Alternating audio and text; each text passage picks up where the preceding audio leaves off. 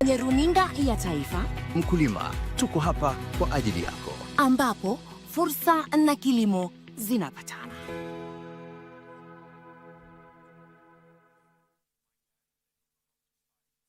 And Lamin Camara with his first career goal. Ni muda wa kuhesabu kwa ajili ya kusherekea fasili na asili ya soka barani Afrika, ligi za ndani na magwiji wasiotambulika. Mangeni Alvin anaichanja ndani uzuri, David!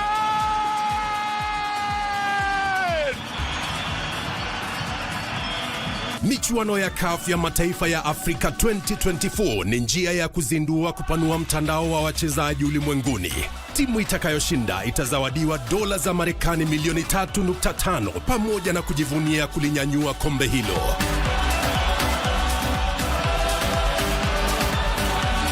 Pata manufaa zaidi kutoka kwa CHAN 2024 mubashara na kipute cha kipekee kwenye runinga ya KBC Channel 1, mwenzio wa dhati michezoni.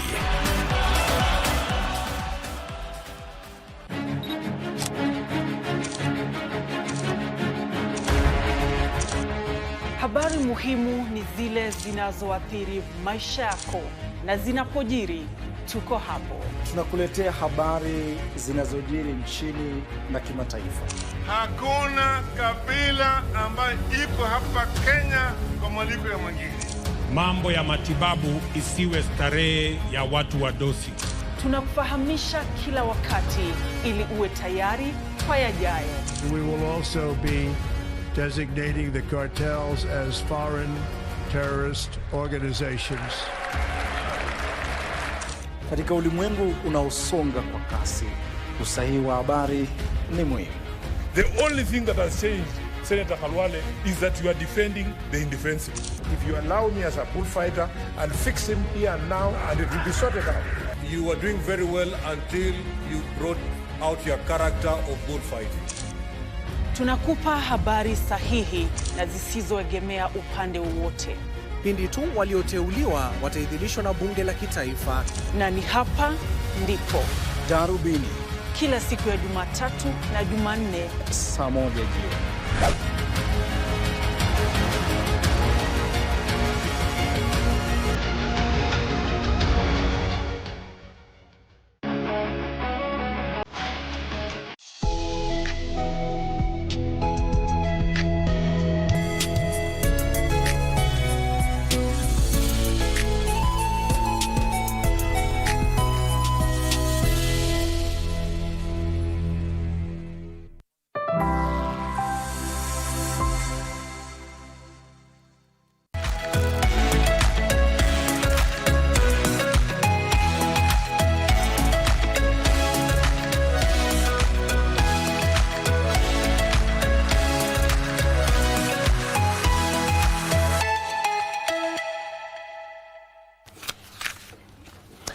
Great to have you on this beautiful day, this Wednesday, Ladies' Night. My director, Laura, is a happy lady today. I have no idea. I don't know whether it's her birthday. In the morning, you've taken us to Wednesday night, Ladies' Night. Today is Ladies' Night. It's 7 a.m. Today is Ladies' Day. Ladies. Laura. Okay, Vivian. Mbona unateta? I mean, I wasn't expecting that. I was hoping maybe you'd say something like woman crush. But Ladies' Night, you've already taken us to... We had Woman Crush last week. So today is Ladies' Night. We usually have that on Monday. Wednesdays as well. Yes. No, Monday is for Man Crush. Do we have Men Crush? Yeah. Okay, of course, Fridays? you don't. We don't. You don't. Mike, that is just how unfair the world is to us. No, the day is Man Crush Monday, and then Wednesday is Woman Crush Wednesday. Let me ask, so it's equalized. Let me ask Vivian. So on Man Crush Monday, so who is supposed to crush on who? On who? On that day? Well, the ladies can crush on the men in their lives, or the men that they are eyeing. It has nothing to do with you crushing on. Okay, that works. Yeah. So why Monday for men to be crushed? Not a Wednesday. Why do you just want to make it complicated? No, I'm just wondering why it's Monday. The beginning of the day. It's the beginning of the week. Men are leaders. Or because the Monday starts with an M and man starts with an M. So in this case, men are leaders. In this case, men are leaders. Okay. So let's lead the show. Good morning once again. My name is Victor Lo. The date is 16th of July 2025. This is Good Morning Kenya. And of course, we are ready and up for you to get the information that you need. Talk of information. Today I want to talk about something completely different, away from politics. That is the issue to do with information. We have got information, disinformation, malinformation. We have got so much to discuss on that. We have got propaganda. We have got satire. We have got... there's just so much is happening that we really need to understand. More so at this particular time, we have got... the information that is getting out there gets distorted along the way. Do you remember that information? Like for us now, we are the conveyors of the message. Yes. Yeah. We have got the first party, second party, third party. And the moment it gets to the last consumer, it's already distorted. Yes. But there's a reason to that. All right? What is the origin and the end point to that information and what it's intended for? I'll be joined by a gentleman called Duncan Waigwa. Duncan Waigwa is the Strategic Communications Officer, Constitution and Reform Education Consortium, CRECO Kenya. I want us to take a look at that. The information that you're receiving, or whichever information you are disseminating or spreading, is it true or is it false? Have you verified that information? Vivian, have you?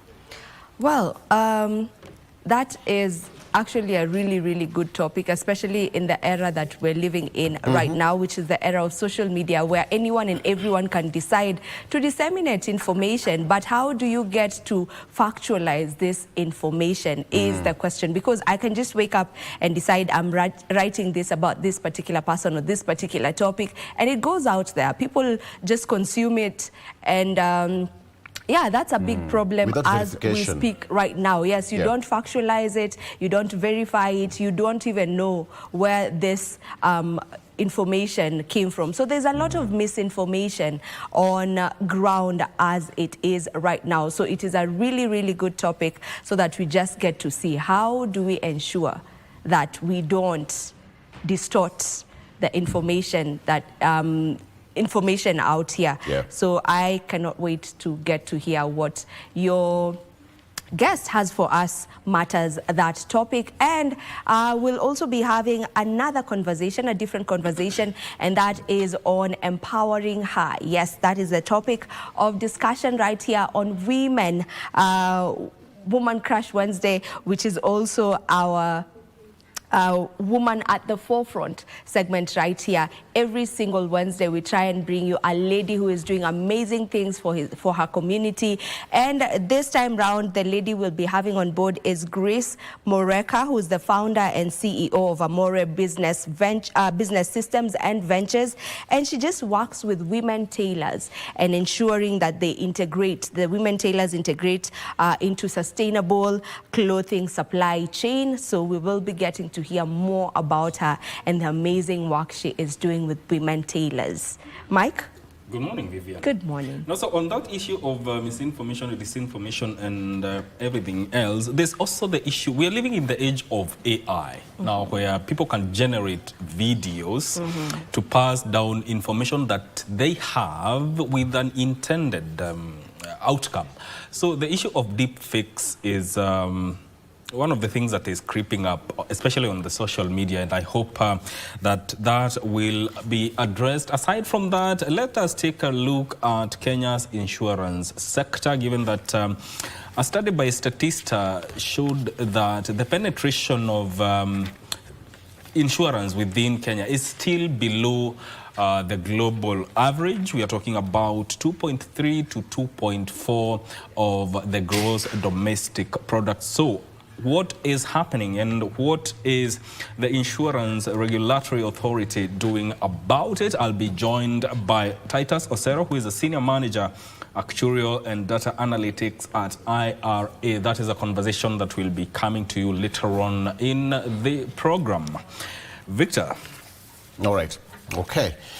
All right, before we get into the real discussion, let me take you through the front page of our local dailies. But first, let me start with the front page of the Daily Nation. Scandal of stolen free school funds. That is what I have here.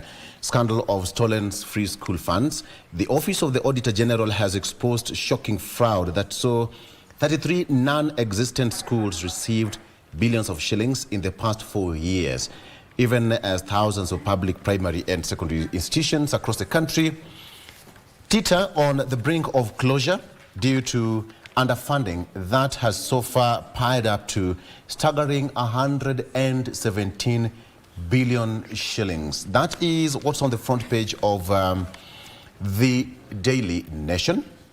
And of course, still here on the front page, we have CS for Interior, Kipchumba Murkomen, yesterday giving statistics on what happened. And he said that 1,500 people were arrested and facing charges of terrorism, murder, robbery with violence, sexual assault, arson, malicious damage of property, etc., etc. And now he said that there are a number of politicians who are also being charged or under probe with terrorism-related offenses, and others have been summoned to the SCU. That is CS Kipchumba Murkomen yesterday with some senior politicians. And he said that senior politicians in the ruling United Democratic Alliance, UDA, are among 121 individuals being investigated for allegedly bankrolling violence during the June 25th and July 7th protest. He said that many are under probe and information will be given further. Pathologists request more time to conduct post-mortem on body of woman who died in police custody. They said that although 3 pathologists observed bleeding in the brain, they concluded that it did not appear traumatic enough to have caused her death. So they needed 14 more days or 2 weeks if you want to continue the investigations. Now, we have got the youngest officer in town. Fahima Abdallah, the new IBC vice chairperson, is a young woman of many fasts. So that story is fleshed out for you on page 3. And in sports, Quebec joins Spain. Celta Vigo beat him on a 4-year deal. This is some good news for the youngster who is rising. 133 children. 33,000 children miss key vaccines as coverage falls, new report says. That is the World Health Organization attributes declining immunization rates to limited access to inoculation services, disrupted supply chains, and conflict. That's the story there. Now, the story of Fahima Abdallah, who is the vice chairperson of IBC. You can take a look at that story. At just 21, she was named as Shella Ward Administrator in Lamu, making her the youngest person to hold the position. And now at 33, she now stands as a beacon of change. She is the vice chairperson of the Independent Electoral and Boundaries Commission. Very quickly, audit reveals loss of billions of shillings and fraud involving ghost schools. MPs Oundo and Mandazi demand action against officers who authorized the disbursement. The Auditor General Nancy Gadongo, in a special audit on capitation and infrastructure grants on schools submitted the Public Accounts Committee of the National Assembly, paints a picture of wanton theft and glaring dysfunction in the funding of free primary and secondary education. Very quickly, Help Chief Munari says that 163,000 missed loans due to cash constraints. And the agency received 713,173 applications, but could only fund 338 university students. Said that they don't have funds to support the scheme as it is. And very lastly, Medic's autopsy on slain youth unclear. They need 14 more days to complete the investigation. Pathologists are requesting 2 weeks to undertake further analysis. And Murkomen said that politicians being probed over deadly protest, which is under process right now. 4 military personnel killed, 6 hurt in Lamu attack. Our condolences to the affected families. Lamu East Deputy County Commissioner George Kubai said that tens of soldiers were aboard a KDF vehicle traveling from Kiunga town to Sankuri when it ran over improvised explosive device at Badar around 1:40 p.m. And Badar is about 2 kilometers from Kiunga, which is located along the Kenya-Somali border. The area is also deep inside the dense Boni Forest, where a multi-agency security operation, Amani Boni, is currently underway. Finally, in sports, what we have here, home support key to Stars' progress. Local coaches say Kimanzi, Oyugi, and Ahulia Recon's game versus DRC Congo will set tone for Kenya's performance. The Harambee Stars last Wednesday, Harambee Stars coach Benny McCarthy exuded confidence that they will be up to the task in progressing beyond the group stage of the delayed 2024 Africa Nations Championship. The exercise and practice and training is happening at the Kasarani. Vivian, what do you have? All right, I have with me a copy, or the copy rather, of The Star. And this is how it looks. The front page says, police fired from ambulance during Sabasaba. That's a probe. And we also have the picture of the family of the 12-year-old little girl who was shot while at home watching television. And we also have MPs sustain bid to let public officers do business with state. Billions sent to go schools and learners. There's a report on that. Murkomen to direct police on use of force. Now, the Interior Cabinet Secretary Kipchumba Murkomen has revealed plans to formally direct the police on the use of force on suspects. So there's that story there. That is on page 2 of The Star. Cops fired from unmarked cars during Sabasaba probe. Now, police used unmarked vehicles and ambulances to trail and target protesters for shooting during the Sabasaba demonstrations, according to a preliminary report by a consortium of human rights organizations released on Tuesday. So there's that report that has been released, and there's a probe on exactly that. That is also still on page 2 of The Star. There's also a story on Nyoro decries soaring fuel prices, secretive borrowing. Kiharu MP Ndindi Nyoro has criticized the recent surge in fuel prices, dismissing the government's explanation as misleading and incomplete. Speaking out on the issue, he challenged the Ministry of Energy's claim that the hike is due to rising global oil prices, pointing out that the highest global oil prices were actually recorded last year and not this year. Audit bombshell, capitation funds to schools stolen.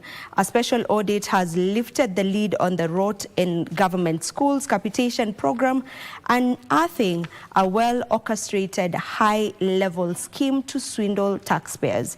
The interim special report exposes a deeply compromised system riddled with ghost schools, inflated enrollments, and institutions sharing bank accounts. So that story has actually been fleshed out on page 4 and 5 of The Star. So they've gone into details on this particular probe.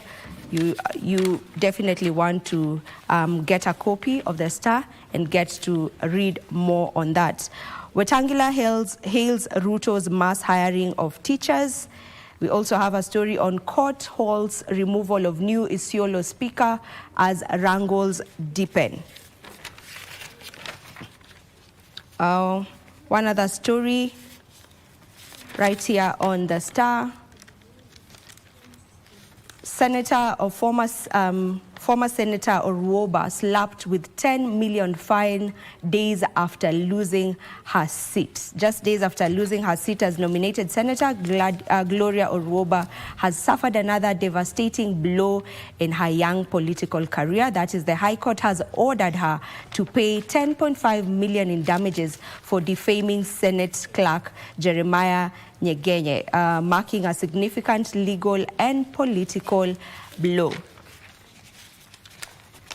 Maybe finalizing on what is on The Star before I hand you over to Mike with The Standard.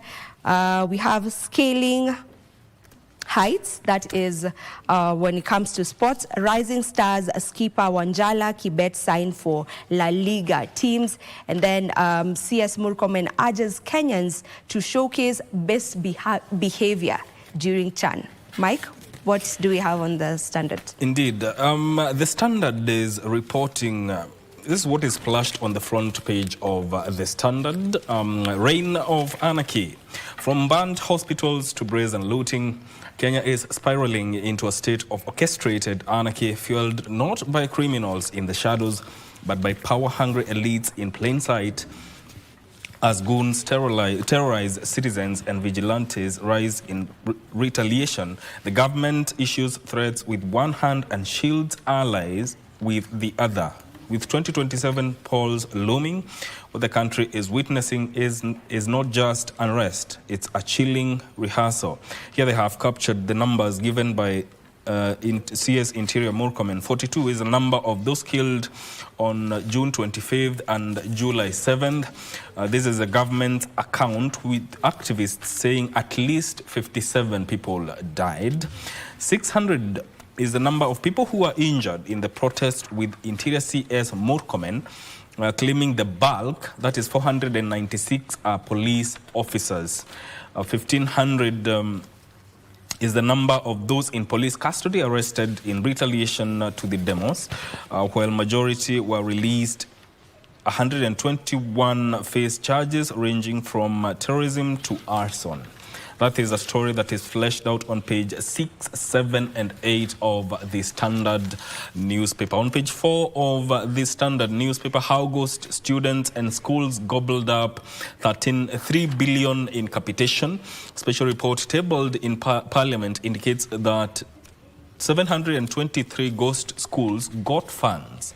Auditor General found 33 sample schools in about 83 were non-existent. Read that story on page 4 of the Standard. Help deficit locks out 160,000 from funding.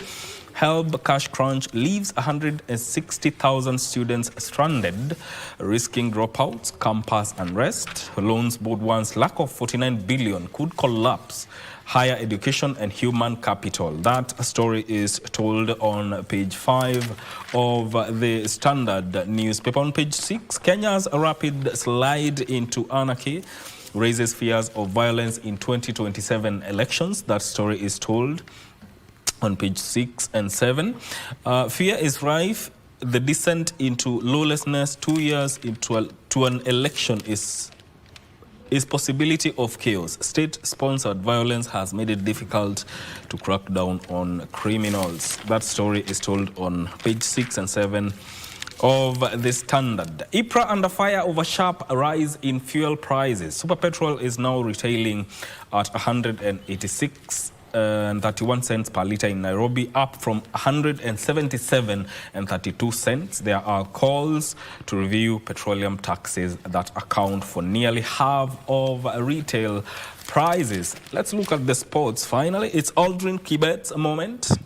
Kenya's under-20 star set to be unveiled as Celta Vigo player today after he sealed the deal yesterday. Without a doubt, Kenya's under-20 star Aldrin Kibet is living his dream of being a professional footballer. You can read that story on the last page of the Standard. That is what is captured on our local dailies. You can get your favorite paper to read on what is being reported. We take a very short break so that we can have our first conversation with Victor Olo. Stay with us.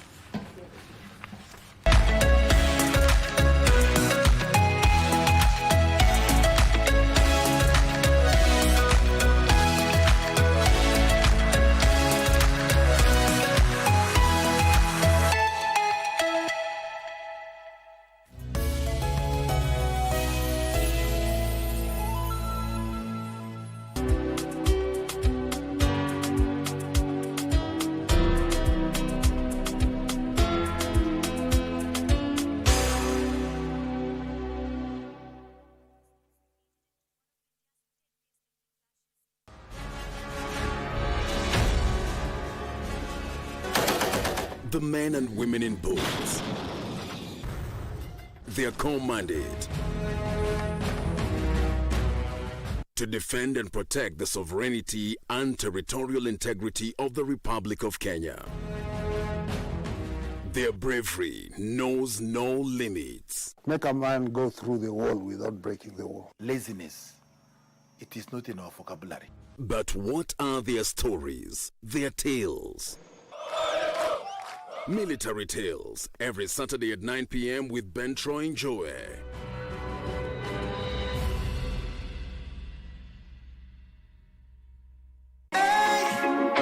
Friday night again. Greetings in the name of the Most High, Jah Rastafari. My good name is Marley Moses, the positive warrior, alongside... Yes, sir, DJ D-Rage, the baddest. Each and every Wednesday from 10 p.m. on KBC Channel 1 TV. Tunakuletea the biggest reggae party in 254 in a yard extra. Extra niceness of reggae music. Extra dose of entertainment. When the thing is nice, we have to do it twice.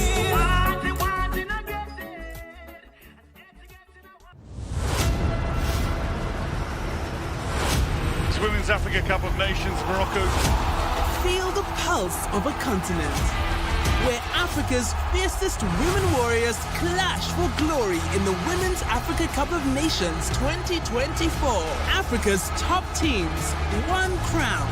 Morocco hosts once more, ready to etch new legends into history. Rising stars, one stage to shine. The Copper Queen. They have been waiting for this moment. Here's a chance for a second. South African lead by 2-0 in this final, and he'll never higher. This is more than football. It's African excellence. It's women's power. Don't miss WAFCON 2024. Live from Morocco.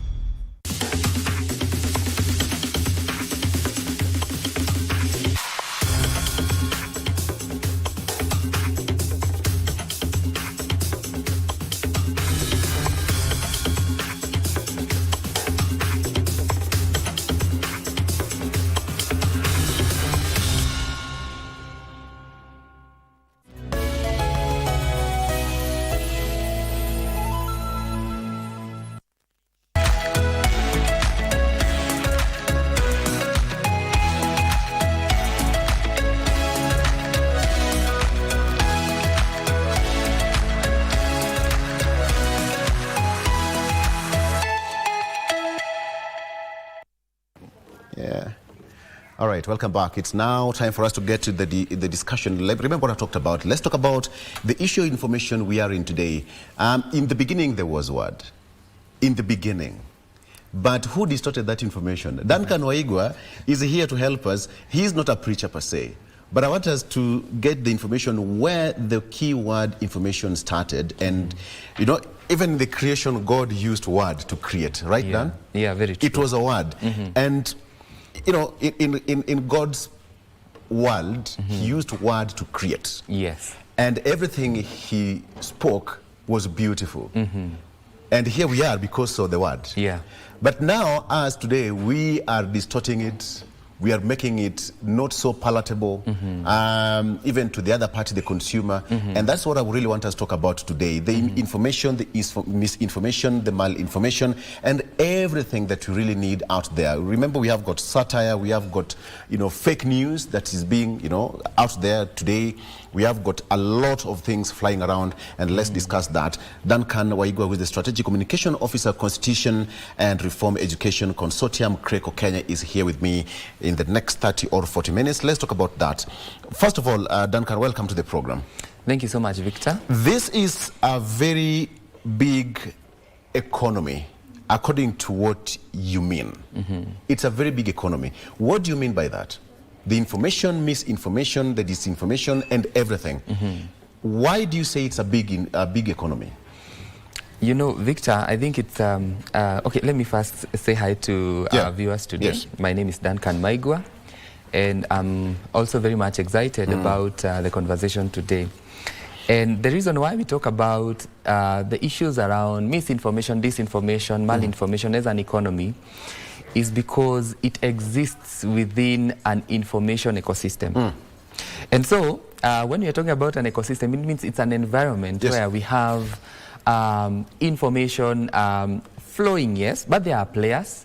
But again, I think the most interesting part of this conversation, Victor, is that there are people who gain within the information ecosystem. In fact, to an extent that we can even talk about monetary gains from the information ecosystem. And so when you talk about misinformation, disinformation, and malinformation, we ask ourselves the question of why would I hire a blogger perhaps to maybe even assassinate your character? How am I gaining it? How do I perhaps even employ and pay people just to, even bloggers maybe perhaps to just give misinformation out there, to misinterpret facts and share them out there? Why should I do that? Why should I sponsor that? That's why we are calling it an economy, because I could be gaining from it. We have seen even people getting to power through propaganda, through conspiracy theories. That's why it becomes an economy. So let's start clearly. Thank you for that. So what is misinformation, malinformation, and disinformation? What's the difference? Now, the difference actually lies on the motive. Because you see, why should I perhaps give a specific piece of information? You see, if I give information, false information, intentionally, with actually the intent to mislead, then that becomes disinformation. I am doing that myself with actually full knowledge that I actually want to mislead the audiences that I want to. That is disinformation. And then now there is me and you, Victor, who will receive some piece of information, not even knowing that this information, perhaps it's actually have even gotten the facts wrong, and then I share without the intent to mislead. Then that becomes misinformation. Perhaps today, you know, we were just here doing the newspaper review, and perhaps maybe I get some information, then maybe perhaps I get the half fact, and then or what we can say, not the full story, and then I share that information, and then in a way that could be misleading, but I didn't do that with the intent to mislead. Then that is misinformation. And then now, Victor, here again now lies malinformation, which is very nasty. This is where perhaps it is even true information, but now, for instance, I may give an example. Maybe I go somewhere, we've seen actually someone record someone in a lodging, or maybe someone in some very compromising situation. Fine, it's true, that was Victor. Fine, it's true, that was Duncan. But why should you share that? Do I need to get that? Do the public need to know such kind of information, in as much as perhaps it's even invading into my privacy? Then now that becomes malinformation. Okay. Yes. When you talk about the three, it has since brought the world into a very small vacuum where for you to operate, number one, you have to be very careful. You know, when you want to handle the three, it's misinformation, malinformation, and the disinformation. One, you are aware that whoever is going to pass the information, first of all, let me use the word information before we come to mis, dis, and mal. You have to be very much aware of the origin of the information that you are passing. But how will you verify that information is true and not false? In fact, I think even before we even go to the verification, one of the things that we keep telling people, and especially the young people out there, because they are actually the people we call digital natives. You know, they are the people who have actually, since childhood, interacted with the whole fuss about social media, you know. What we have been telling them is, before you even fact check, first ask yourself, what is the very, very, very first reaction that you get or feeling you get about a specific piece of information? Don't even bother whether it's misinformation or disinformation or malinformation. If it elicits emotions of, you know, anger, fear, the intent, excitement, no, you just read information, and what does it make you feel? Are you excited? Are you angry? Are you sad? Are you shocked? If any information elicits such emotions, number one, stop. I mean, stop. Don't even share. First stop, think of it. Then once you stop, reflect. think of it. How about if it was otherwise? You know, there are sometimes, Victor, we talk about confirmation bias. You know, I hate this political figure, so perhaps any information that goes against them, I feel like can simply pass. This one, you know, this one needs to, you know, I need to like push it real quick. So when any information, Victor, elicits emotions in you, stop, reflect, think of alternative truths that maybe perhaps that could be there. You know, just be skeptical. In fact, we say be skeptical. Reflect about it. And then once you reflect, then verify. Then that's when we start verifying. So verification is it's of course, it's not very simple. And that's why we've actually been telling the youth that you need to be very intentional about verifying information. Yes.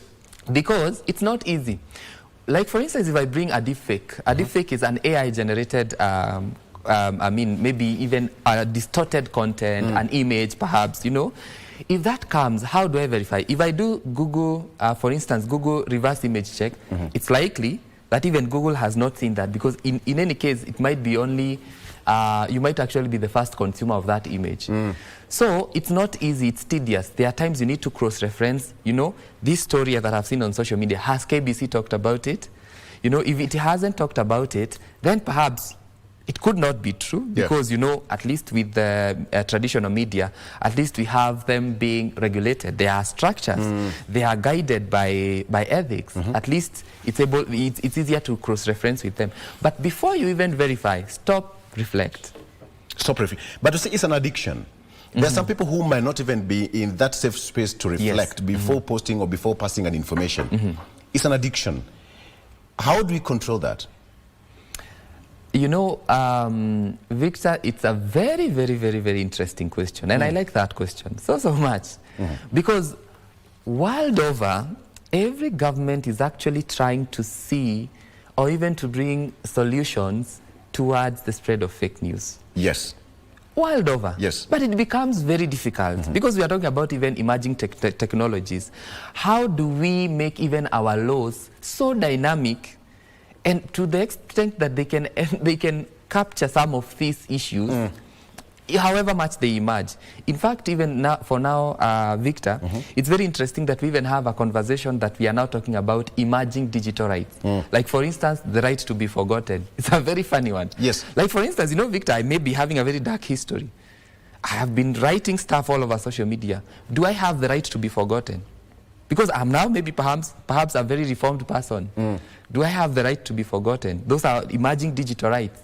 You know? Yeah. So it becomes very difficult to regulate. And that is why, Victor, very key concept here that I want to tell the public, something we call self-regulation. It is the only way, for now, the only solution.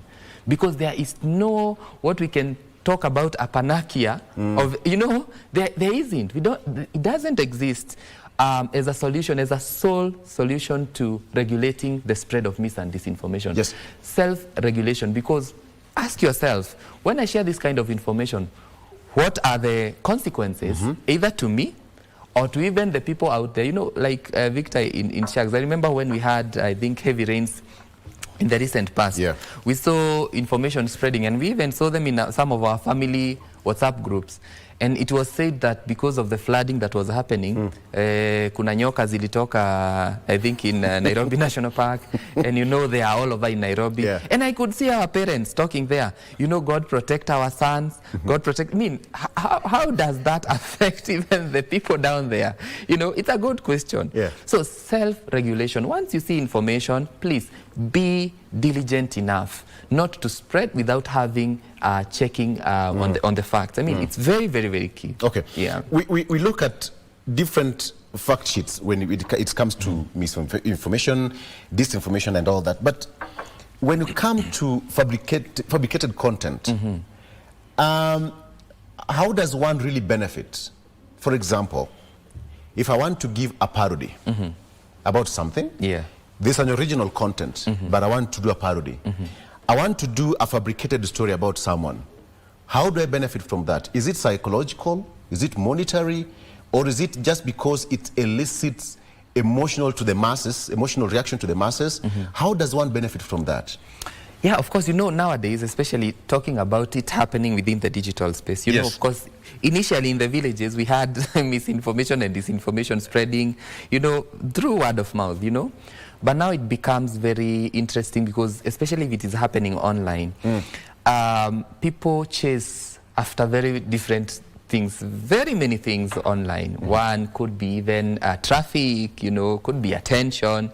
In fact, actually, another term of the issues around mis and disinformation is that it is an attention economy. Yeah, it's an attention economy where everyone is seeking attention. So, of course, there are very many motivations towards why I'm actually doing all that.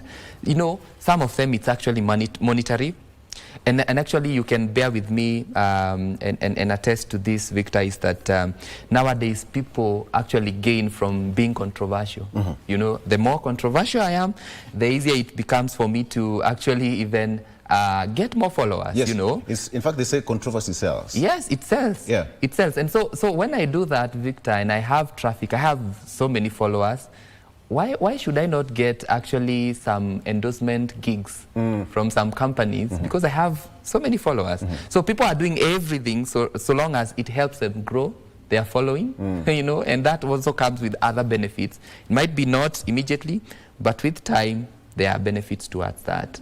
So, but of course, it's very important to say, Victor, that there are people who lose. And that is me and you, who are susceptible to this and who follow this kind of propaganda and controversy. Yes. It seems that many people have mastered that art of sailing in the controversial world to build themselves. Yes. But is it possible to tilt the whole picture so that we go with the good? It's actually very possible.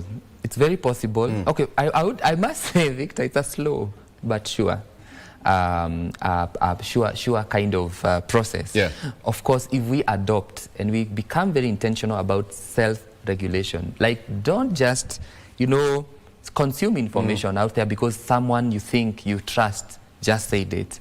And especially, let us really work on our biases. Let us really work on our biases. And it's why we have now the problem with now even the youth currently, because many of them are still forming their political identities and even value bases. So it becomes very interesting because what happens now is that once they are able to meet information or to encounter information that kind of confirms their biases in terms of politics, then they just forward that. But if they become intentional, because the youth are the spreaders, many of them are the spreaders, if they become intentional about self-regulating the information they consume, because Victor, looking at even some of the regulations that exist, the Computer Misuse and Cybercrimes Act of 2018, talk about the Elections Offences Act of 2016. I mean, fine, they have issues around sections around regulation of and even punishing even the publication of false information. But now the question is, there are very many gaps towards around that. There are actually even very many terms that have been used that experts consider them vague. You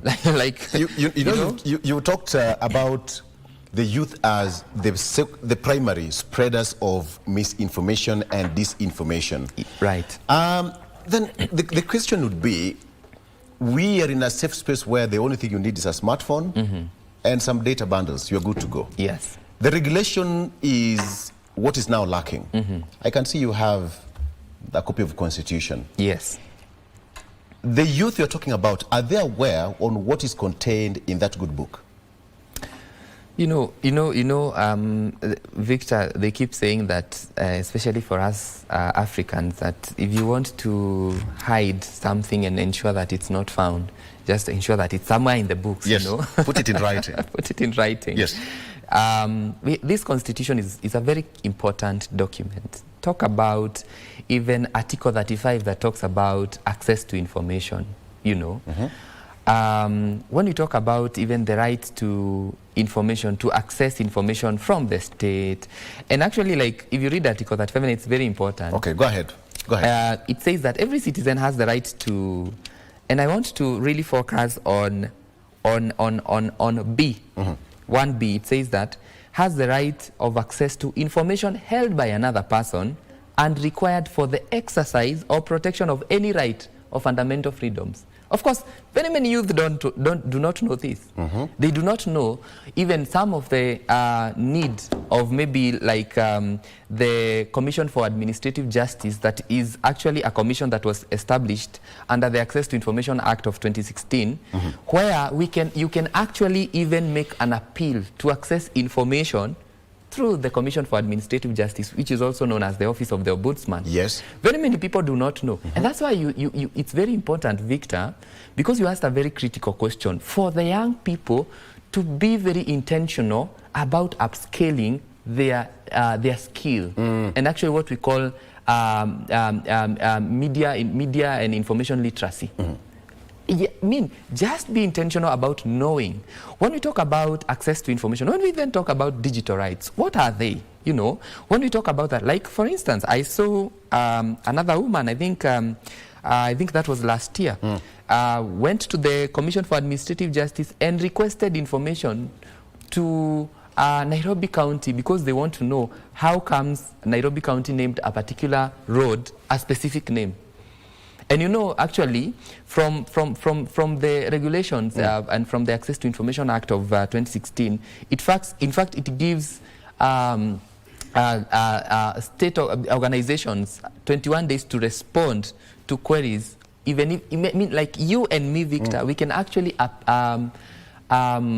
petition a specific institution for a specific information, so long as to access a specific information, so long as, of course, it's not a threat to national security and the like. Many people do not know that, and that's why we are saying, Victor, please make it or make deliberate moves to actually upscale your skills and understanding of some of these legal provisions or even constitutional provisions. These are very small documents with very straightforward. I mean, this is a very popular version of the laws of Kenya. Yeah. Yes. Okay. Let's talk about the issue of how to tackle the disinformation, because we have got, in a way that it actually affects human rights, okay, as we speak. In the last 2 months, we've had scenarios where police officers are accused and, you know, there's a victim here, there, because of a victim here or there, because of either misinformation or disinformation, because of slander, or talk about that. So how do we tackle some of these issues that respect the human rights, misinformation and disinformation? How do we tackle it in a way that respects human rights? Of course, there is something I mentioned about some of the gaps that are in the regulations that we have. Like, for instance, the Computer Misuse and Cybercrimes Act gives authorities the power to actually even confiscate your devices. Yes. But does not actually give a proper framework or provide safeguards to how that should be done. For instance, if I wanted to confiscate your device simply because I suspect that you have misused your device, you know, then where are the safeguards in terms of how sure are you that I'm not going to invade your privacy by confiscating your device? All right? So, but now coming now to some of these issues that we have, maybe for instance, right now we are talking about issues national security. Yes. We have video spreading that, you know, this is a police officer did this, and then perhaps some of them are not actually 100%. Because we have mis and disinformation coming from the state, and we also have that which is coming again from the public. But now the biggest question lies on who is the custodian of the truth. Yes. Who is the custodian of the truth? Because actually I've been saying, apparently most people will take it back to the side of government or police, or the investigators. In Kenya context, the DCI. They're the custodian of the truth. But the custodian of the truth is the Constitution. It is actually the Constitution. Yes. But now on specific excuse me. But now on specific contexts, we have to check. You know, I know, Victor, in your communications training, I know there is something you studied about the 3 C's. I think completeness, consistency, and concise. You know, information has to be complete, has to be consistent, has to be concise. I mean, thinking of now that we need now to begin assessing the consistency of a specific information. And that's actually, if information is not consistent, then again, we need to doubt the facts, that you are kind of presenting. Yes. But it's very important for for us to think of the truth, because Victor, what I've been saying is that the greatest haste that we have in the recent past is the theft of truth. Yeah. Because very many people do not know where to actually know the truth. And that's why, and especially government, because government, mainstream media, these are actually institutions that need to be very intentional about the information they spread and the information they give, because government and institutions, media, they are information sources. They need to ensure that they develop what we call credibility. Yeah.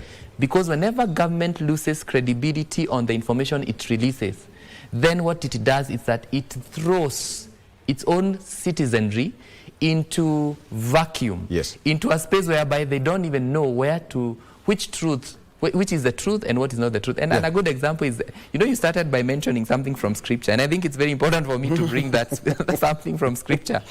And one of the stories in Scripture is on, I don't want to talk about demons so much, but let's talk about them this morning. But there was this story that Jesus was talking about.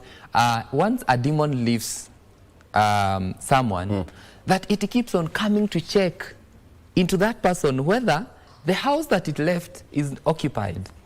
And when it realizes that the house that it left is not occupied, it looks for 7 stronger demons and tells them, hey, our house. Let's go back. Let's go back. Yes. Same case. The moment people exist in an information vacuum, whenever we have information gaps within the citizenry, it creates now an opportunity for mis and disinformation. But when people have information, when people have information and correct information, truthful information, then they are not going to be susceptible to misinformation and disinformation. So government, institutions, media, they have to work on what we call credibility. And that's why even the term credible was not left out on elections. Let's take a sip. Let's take a sip. It's a breakfast. It's a breakfast show. Duncan, let me ask you. Kenya is a democratic space. So how does this information affect democracy? Yes. You see, right now, and I remember in the last elections, people are talking about something we call apathy, especially among the youth, to vote. And one of the biggest... Was it a reality? It was. It was. Or it was this information which was meant to give up... Okay, continue. I guess it was, Victor, because... You've opened a discussion. Close to half of the registered voters did not vote. There was apathy. People kind of getting tired with some of... Maybe, I don't know whether they are systemic issues or thereabout. But when especially the youth... in Africa, we are talking about the youth being the largest population, the largest demographic within the population. And when the youth are exposed to constant falsehoods, they develop what we call civic fatigue. So that's now what we call disinformation in the digital age. Yes, okay. Yes. They develop what we call civic fatigue. And that's why you will realize, we are getting into 2026, a very hot year when it comes to politics, because, of course, fine, 2026 will not be the official start of the campaigns according to the IBC. Regulations of the IBC. Yes. Yeah. But of course, this is Kenya, and of course, we have actually already been seeing people on top of vehicles, But very interesting year is 2026. It's a very interesting year. And what you will see is that there are actually even people who will now be spreading propaganda, people will be spreading disinformation to simply even discourage specific blocks not to vote, specific demographics not to vote, so that they can gain from it. We will see that. We will see that. But now, unfortunately, when the people and the youth, which is the biggest populace, is exposed to too much falsehood, they get what we call civic fatigue. Go to the village. People begin to be exposed, especially during elections time. And there was actually a report that was done by Mozilla Foundation in around 2020, to just a few, I think, months or weeks to the elections. And they were talking about actually TikTok. And they were saying how TikTok has evolved or morphed from a dancing up to a political machinery, you know, where now people are spreading information, you know, disinformation. But now, of course, now seeing we are on the global south, we see that now even some of these companies do not really crack down on information or even respond on falsehoods, especially when it is in local dialect. Yes. It becomes very difficult for them to even pull them down, you know. But now, you will see a lot of action on social media approaching the 2027 elections. And I can tell you for sure, Victor, for sure, it's actually a fact. There are people who will actually develop civic fatigue. They will not be able to exercise their democratic rights and even participate in democratic processes. And an election is one of them. Yes. They are not going to participate based on the kind of information they've conceived. Can we combat this? How do we combat this? Because for a democracy to be stable, there has to be a certain level of sobriety in how we pass the information out there. But it seems that the political class have actually mastered that art so well that it works for them. So the misinformation and disinformation affects political processes and democratic processes. Can we stabilize it? Yeah, of course we can. But just as I mentioned earlier, now because of the digital space, you know, we've been talking about social media as what we've been referring to them as echo chambers, where information, when information is just exposed to social media, it can actually now be spread real fast. But Victor, just as I mentioned, it's a slow but sure process if we are intentional. And what we have been doing, and just as we are doing here, and I thank KBC for such kind of sessions to the masses, is to continue sensitizing the masses on the need to fact check, because the moment we scale our media literacy skills, and politicians know that we are, we've had political statements earlier, ikisema kwamba wajinga waliisha Kenya, you know. But if we become very intentional about working on actually our verification skills, you know, fact-checking skills, politicians will not have space to spread mis and disinformation. So, and that's why for us, actually, even as an organization, as CRECO, we've actually been talking very much to the young people because they have a lot of influence, even before their parents, because they better understand social media, and they can talk to even their parents and tell them, you know what, don't just spread, don't just believe, you need to stop, you need to fact check. If you are not sure, please just go. Has KBC talked about it? You know, we know that for them they have fact checking desks. You know, have they talked about that? Then now we are able to bridge that gap, because without proper media literacy skills, Victor, we will still continue being susceptible to mis and disinformation, and people will gain from it. But are people so much aware about the cost of disinformation? How expensive is it? It's very expensive. It can actually cost you a lot, and especially not only even monetary, of course, because we have some of these issues are punishable by law, but of course it can cost you, because I can tell you one of the, you see, like one of the, I remember mentioning something, of course, very on a very light way, on some of the emerging digital rights. And one of the digital rights that I would say is emerging is the right to actually internet. You know, the right to internet, because internet is becoming now a very core part of us and of our livelihoods. Because what is happening is that we need access to information. We need access to information. So what happens, information is power. So whenever you are not yourself exposed to correct information, what happens is that you live very unrealistic lives, because what is happening is that your perceptions and your views are already skewed, because you are actually not working or operating with correct information. You have skewed perceptions towards issues, you have skewed perceptions towards politics, you have skewed perceptions even towards health. Look at COVID-19, during COVID-19, look at the issues around vaccines. What was happening, the kind of conversations that we had on, I even saw, I think it's even recently, we've seen even people saying that if you got the jab, then you might need to be writing your will, you know. It's very costly. I mean, you become very ignorant. And you know, Victor, myself, I think I hate embarrassment that comes from, you know, spreading false information. When you now put on the chopping board to verify. You now put there, and then perhaps you need to just like begin to explain how do you even have the audacity to mislead us, you know. That kind of embarrassment, I think it's an embarrassment that we need to all of us avoid. Yeah. Because besides even the monetary and even some of the effects even towards the health, again, the embarrassment that comes with spreading false information. Let's come back to the earlier question that I asked you. It seems this is a very big economy world over. Yeah. How big is it? It's actually worth billions.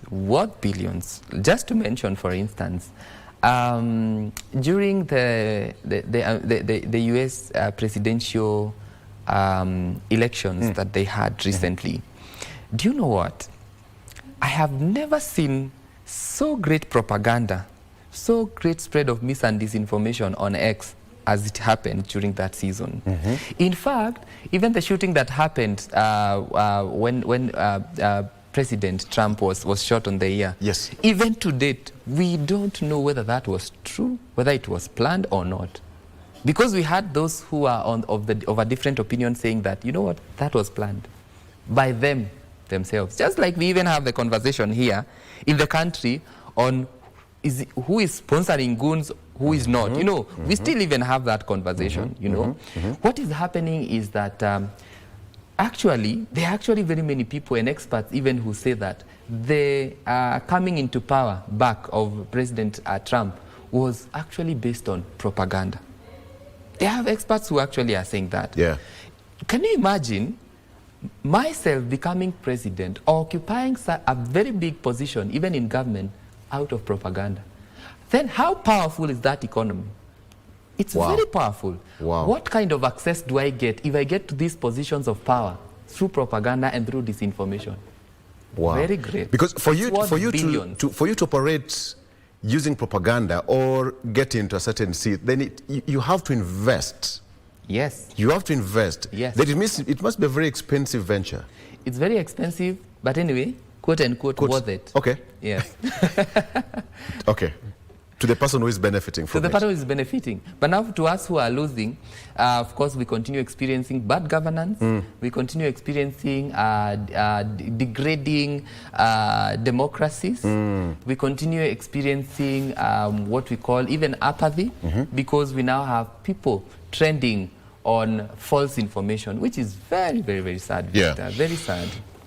Duncan, let's come back home a bit. We've seen the classic case of, may his soul rest in peace, Albert Ojwang.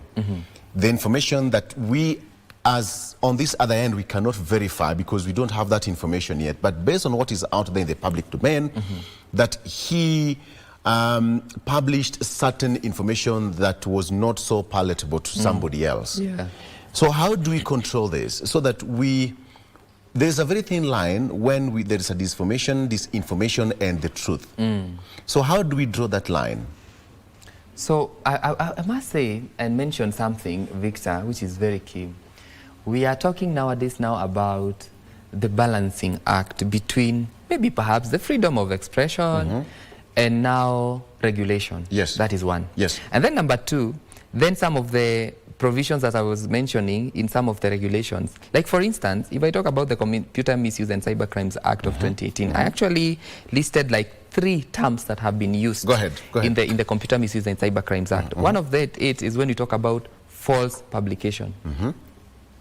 So maybe I have published something. Why should you immediately arrest me in the notion or in the suspicion that it is false? Who said it is false in the first place? Where is the truth? That is number one. Then number two, there is something about cyber harassment. What amounts to harassment? How about if I say the truth about something, and then for you, according to you, think that is harassment? What if it's true? What if it's true? Then the other one is misuse of devices. How can you substantiate that this is misuse? So these are terms that can actually be misused to suppress the freedom of expression. Could it be just because when someone says something which is not so comfortable to you, yes, then we react in a certain way that becomes a disinformation, you know, propaganda, or somebody trying to malign my name, or whatever it is? It could be true that, yes, I talked about something about Duncan, but because you're not comfortable with it, then I now need to say that now you're... Talk of even investigative journalism. Yeah. How many times has investigative journalism, these stories, how many times have they been termed, especially when they target state, how many times have they been termed as propaganda? Very many times. Because it is true, which has been unearthed. Yes. Talk of digital activism. Okay. Again, the same has actually also been referred to as, in fact, even there are actually people who are now, even organizations, the civil society organizations that are now being referred to as briefcase organizations. Yeah. Simply because they are speaking truth to power, for instance. Yeah. You know, some of these vague terms are some of the terms that I can say, Victor, really necessitate the need for amending some of these legal provisions that we have that address issues around access to information and issues around mis and disinformation. Yes. Yeah. So the balancing act between the freedom of expression, because like Albert Ojwang is said to have said some statement about someone, but of course why that maybe could agitate someone. I'm not saying that from a point of truth, because I'm not a custodian of the truth on that matter, but why would anyone be agitated by information, perhaps to the extent that it could actually lead to the extinguishing of someone's life? You know, it becomes a bit a very sad scenario. But the freedom of expression and regulation, we have to think it has to be a national conversation, because now we cannot evade it. We are already in an era of digital activism. We are already in an era whereby we have the free flow of information, left, right, and center, across, across all the divides, state, the public, media. You know, there is a free flow of information. This is a conversation we need not to avoid, because there has to be a very, very, very great balance. Okay, we have got AI right now, very powerful. But then a majority of people would use AI either for comic relief effect, either to do a certain parody, or because I don't like Duncan, I want to create, okay, we are all Kenyans and we can see what's going out there based because of AI-generated content. So if I create AI-generated content against somebody, how would somebody take that? Because it is now an information that I have created about you. Will AI pull it down because it is a fake information about Duncan? Or who takes the responsibility? AI as an app, as a company, or the person whose name has, or you? I've created it, there's AI in the middle, and then there's Duncan. Who takes the responsibility? Of course, number one, we need to be very clear that AI will not take responsibility, because first thing is that AI doesn't even know who is Duncan. Perhaps even if Duncan was the president of the Republic of Kenya, you know, many times we say statements and we say, God forbid, but on this one, God make it happen. You know, but if AI was to generate content about Duncan, perhaps it doesn't even know. And then again, in fact, actually, Victor, it's one of the emerging issues around digital rights when we talk about platform accountability. Because some of these organizations or some of these institutions that are providing this technology, of course, is a technology that is actually self-improving. Based on, because we talk about machine learning. But now the problem is that, of course, holding someone accountable is very difficult, because the issues around ownership, you know. So the main thing that we need to do, even as a country within the information ecosystem, and when we are talking about regulation, is to think of how we can make progressive laws that govern that. Because currently, interestingly, Victor, is that we actually don't have any legal provisions in our country that looks into anything around AI. In fact, nothing like artificial intelligence exists in any of our laws. Okay, you know, this on a lighter note. Yeah. I just asked a question the other day on my social media, and Kenyans are crazy. You know, we have got artificial intelligence, but why is it that we don't have artificial ignorance?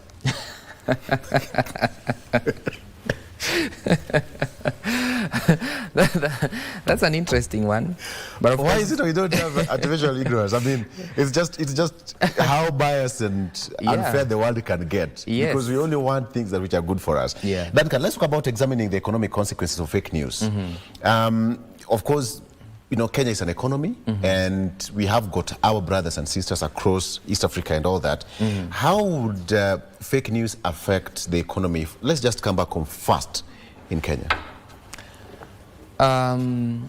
It can actually affect the economy in a myriad of ways, because the economy is run within very many angles and within very many sectors, you know. And of course, I think some of them have been on conversations around, like, for instance, talk about conversations around GMO. You know, we've had those conversations. We've had conversations around vaccines. Yes. You know, like, for instance, I've seen the government has rolled out some vaccination for something around typhoid towards kids and the like. Do you imagine when we have a need for actually the public, maybe perhaps to get these vaccinations and children to get these vaccinations, or maybe something around, maybe some government fund, for instance, you know, or something around a specific new technology, or maybe the use of even maybe fertilizer, maybe to do, and maybe we have mis and disinformation around. For instance, the people who talk about health online, there are very many people I have seen online dismiss like almost virtually everything about technology, even in farming. You know, saying, you know, this is what is causing cancer, this is what is... And you find that even some of the technologies that maybe perhaps are innovations that can help us even to even get more produce even in the country and make us more food secure, you realize that out of this and misinformation, people tend to become even very slow to adopting to even this kind of technologies, for instance. And this one actually has a great impact on the economy. Talk about even mis and disinformation around statistics or around data. There are people who are actually spreading mis and disinformation showing that Kenya is doing very badly. There are those who are actually spreading mis and disinformation showing that Kenya is actually doing very nicely. You know? Then we have investors who perhaps will come. There are those who actually will go out of mis and disinformation. And that, of course, has a ripple effect on the economy of a country. Okay, yes. So then it means that the government will have to do double the work to undo or just to correct the mis and disinformation that is already out there. Yes. Something to do with fake news. Then now, we talked about an echo chamber. So how does this really operate? Do we have cartels in between? Do we have people who just sit somewhere in some dark room somewhere, they don't have faces, they don't have shape or something, but they benefit? Yeah, of course. Out of the dis and fake news. We've actually even seen organizations running disinformation campaigns intentionally against their competitors. I get it. Yes, we've seen intentionally running disinformation campaigns against their competitors, even using competitor colors, brand colors, to ensure that they actually gain an upper hand in a particular sector. You know, yeah. So it's a very interesting conversation because it's happening, and if we are not careful, then we might plunge even our country into very difficult situations for ourselves. Okay, finally, let's come back home, Kidogo. We are in a very tight situation right now. We all know we just sit somewhere, we have got keyboard warriors and all that. So then how do we regulate ourselves that as a nation, we make sure that whatever we are passing out there will save the country. How do we make this Kenya or this country great based on the information that we're passing out there?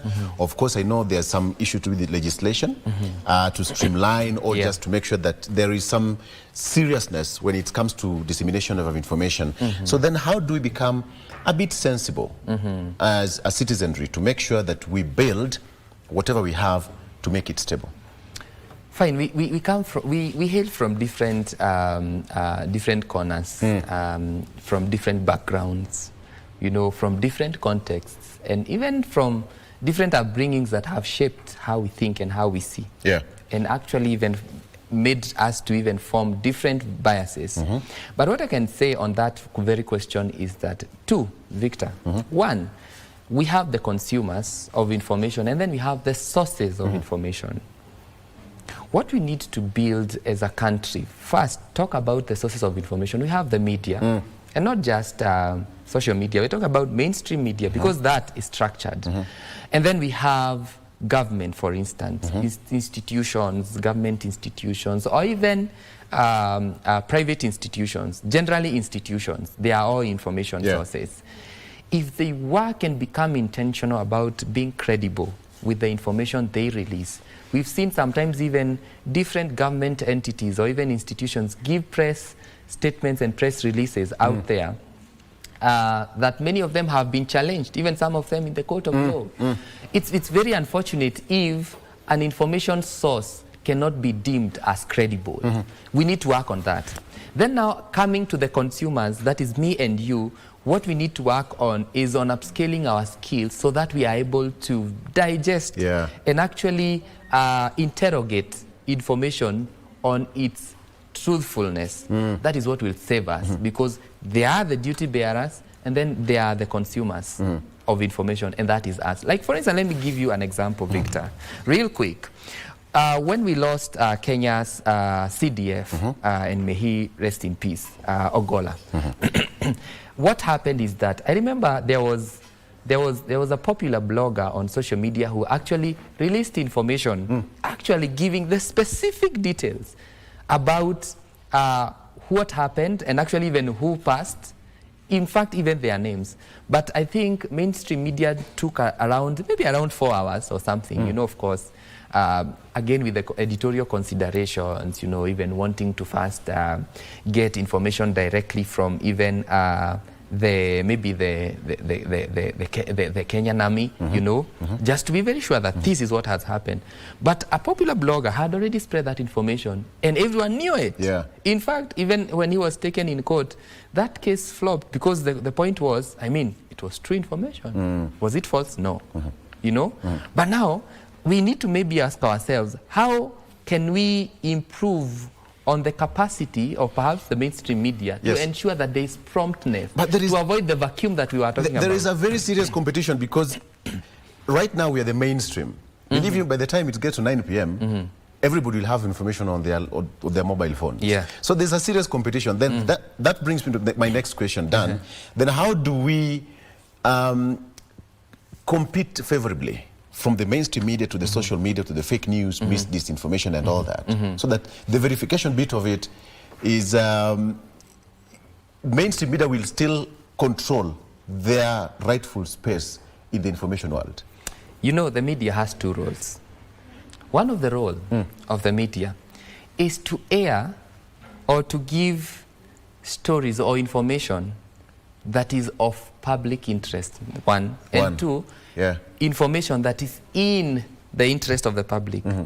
Of public interest, and number two, in the interest of the public. What is of public interest is what perhaps the public do not know, but the media thinks they should know.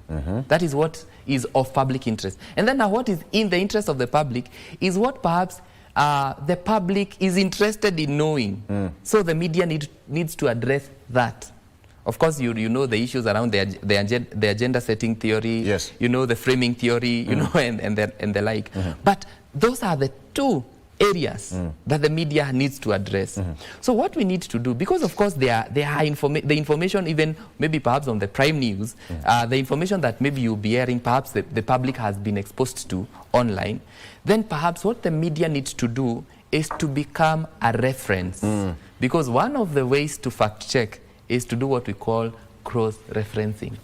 So what the media should be is to be very credible to the extent that if I, as Duncan, has been exposed to specific information during the day on social media, then in the evening I need to go and ask, has KBC talked about it? If it has, then that is true. But maybe sometimes for editorial concerns, you realize there are stories that will actually spread so fast on social media, and then during primetime news, then it's not aired. The public continues to believe in some of even the lies that were on social media. So perhaps mainstream media needs to be a reference for this. And also ensure on social media, just as bloggers or whoever or social media influencers are doing it, they also ensure that they disseminate information within, with the same pace or even faster than they do currently. Of course, I know there are those editorial procedures, but I think the media can maybe build on capacity to ensure that they expedite on some of these processes. And finally, Duncan, this is just somebody asking that how can we create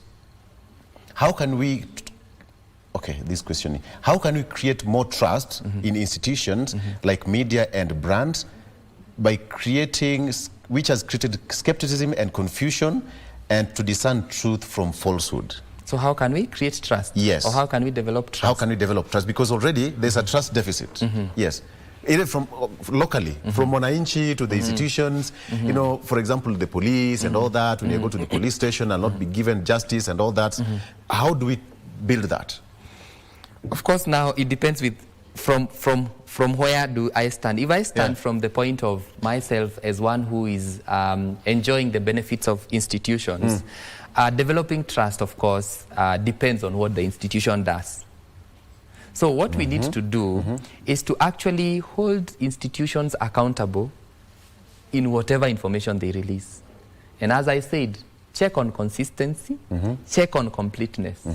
If information released by these institutions is not complete or is inconsistent, let us hold them accountable. Hey, you need to give us complete information. You need to give more detail. We hold them accountable. And that is how we will remind them that they are responsible to ensure that the information they give out there is trustworthy. Because I, myself, as one who is enjoying the benefits of a specific institution or the service of a specific institution or brand, I cannot develop trust if I'm not getting complete information that is backed by evidence. Information that is backed maybe perhaps by research, if maybe it's a brand. If it is a government institution, for instance, I need information that is consistent, that shows coherence. And if for instance, talking about maybe perhaps the DCI, because I see them giving releases every now and then, whatever explanation they are giving on the unfolding of an event, do they add up? Do we have gaps? Then we need to ensure, if there are gaps, we need to ensure that we hold them accountable more and more to ensure that the next release they give us has sealed every single gap. And whenever, you know, and I love how media is just very amazing. I love how media speaks. When media is not sure about something, they will tell you very clearly, it is alleged. Yeah. So ensure, wherever there are gaps, ensure that you even confirm to the public and tell them, on this specific bit, we are working or investigating or working towards this to establish the very facts about it. Duncan, I wish you had more time to talk about this because it's becoming sweeter and sweeter as we get into the information and just having this discussion. Thank you so much for joining us. We've talked about, I mean, the issue, and most importantly, when you're heading to the election, is going to be fire. Tunasema hivyo. It's going to be more fire. But you have to be very careful so that the information that you are consuming as the final consumer out there, just verify. And before you react to it, the way he said, what is the first reaction? What is the intent of that information that you really want to get out there to the masses? Duncan Maigwa, who is the Strategic Communications Officer, Constitution and Reform Education Consortium, Kenya. Thank you so much for joining us. We are taking a break and we'll come back. Mike is up next. Stay with us.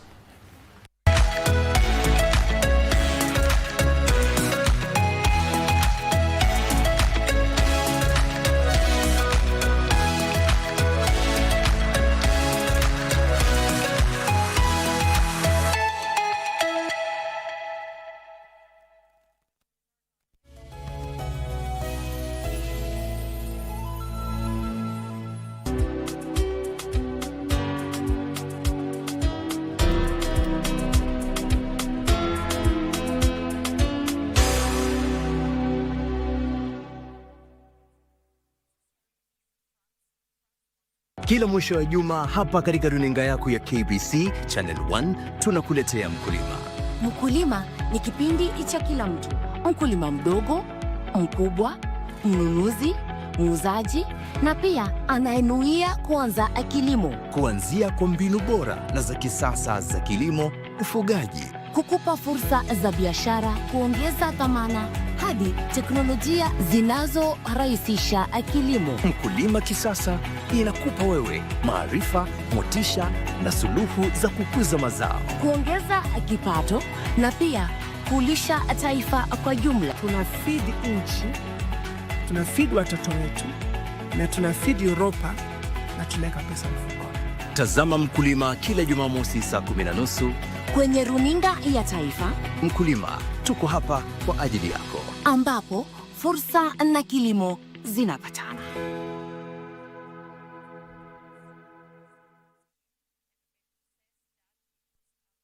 The world of governance is vast and can be alien to the ordinary man on the street. Critical issues are going to be discussed. From white papers to policy positions, it is easier to get lost in the labyrinth of words.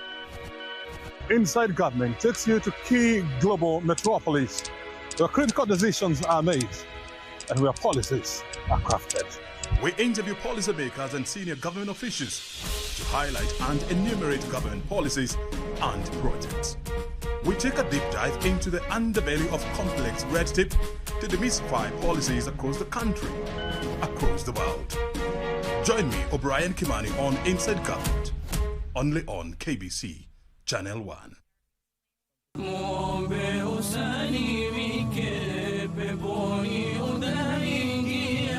Usemaji wa uongo ni jambo ambalo limepigwa vita katika Uislamu, ila kuna mambo ambayo yanaweza kupelekea kuweza kuficha ukweli.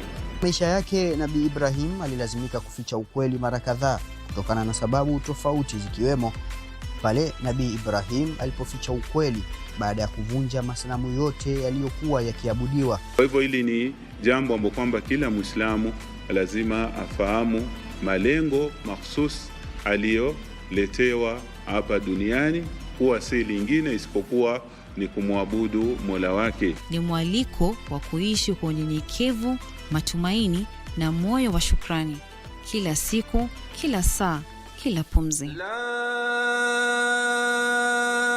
ilaha illa Allah.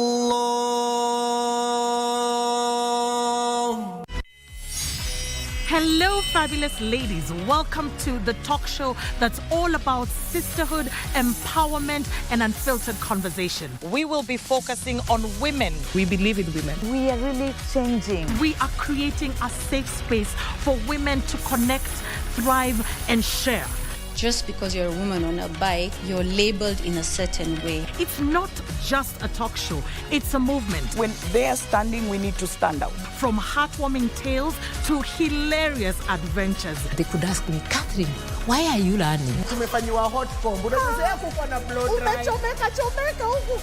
We are turning the spotlight on women who are breaking barriers in their individual fields. You have to have a vision. You are the leaders of Kenya today. Keeping it honest and relatable. Mental health is real. Yes. Where there is no communication, there is no relationship. Join the sisterhood on KBC TV for Dada's Show.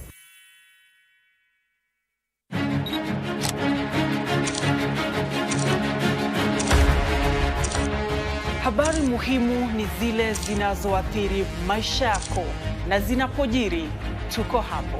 Tunakuletea habari zinazojiri nchini na kimataifa. Hakuna kabila ambayo iko hapa Kenya kwa mwaliko ya mwingine. Mambo ya matibabu isiwe starehe ya watu wadosi. Tunakufahamisha kila wakati ili uwe tayari kwa yajayo. We will also be designating the cartels as foreign terrorist organizations. Katika ulimwengu unaosonga kwa kasi, usahihi wa habari ni muhimu. The only thing that has changed, Senator Khalwale, is that you are defending the indefensible. If you allow me as a bullfighter, I'll fix him here and now and it will be sorted out. You were doing very well until you brought out your character of bullfighting. Tunakupa habari sahihi na zisizoegemea upande wowote. Pindi tu walioteuliwa wataidhinishwa na bunge la kitaifa. Na ni hapa ndipo Darubini, kila siku ya Jumatatu na Jumanne saa 1 jioni.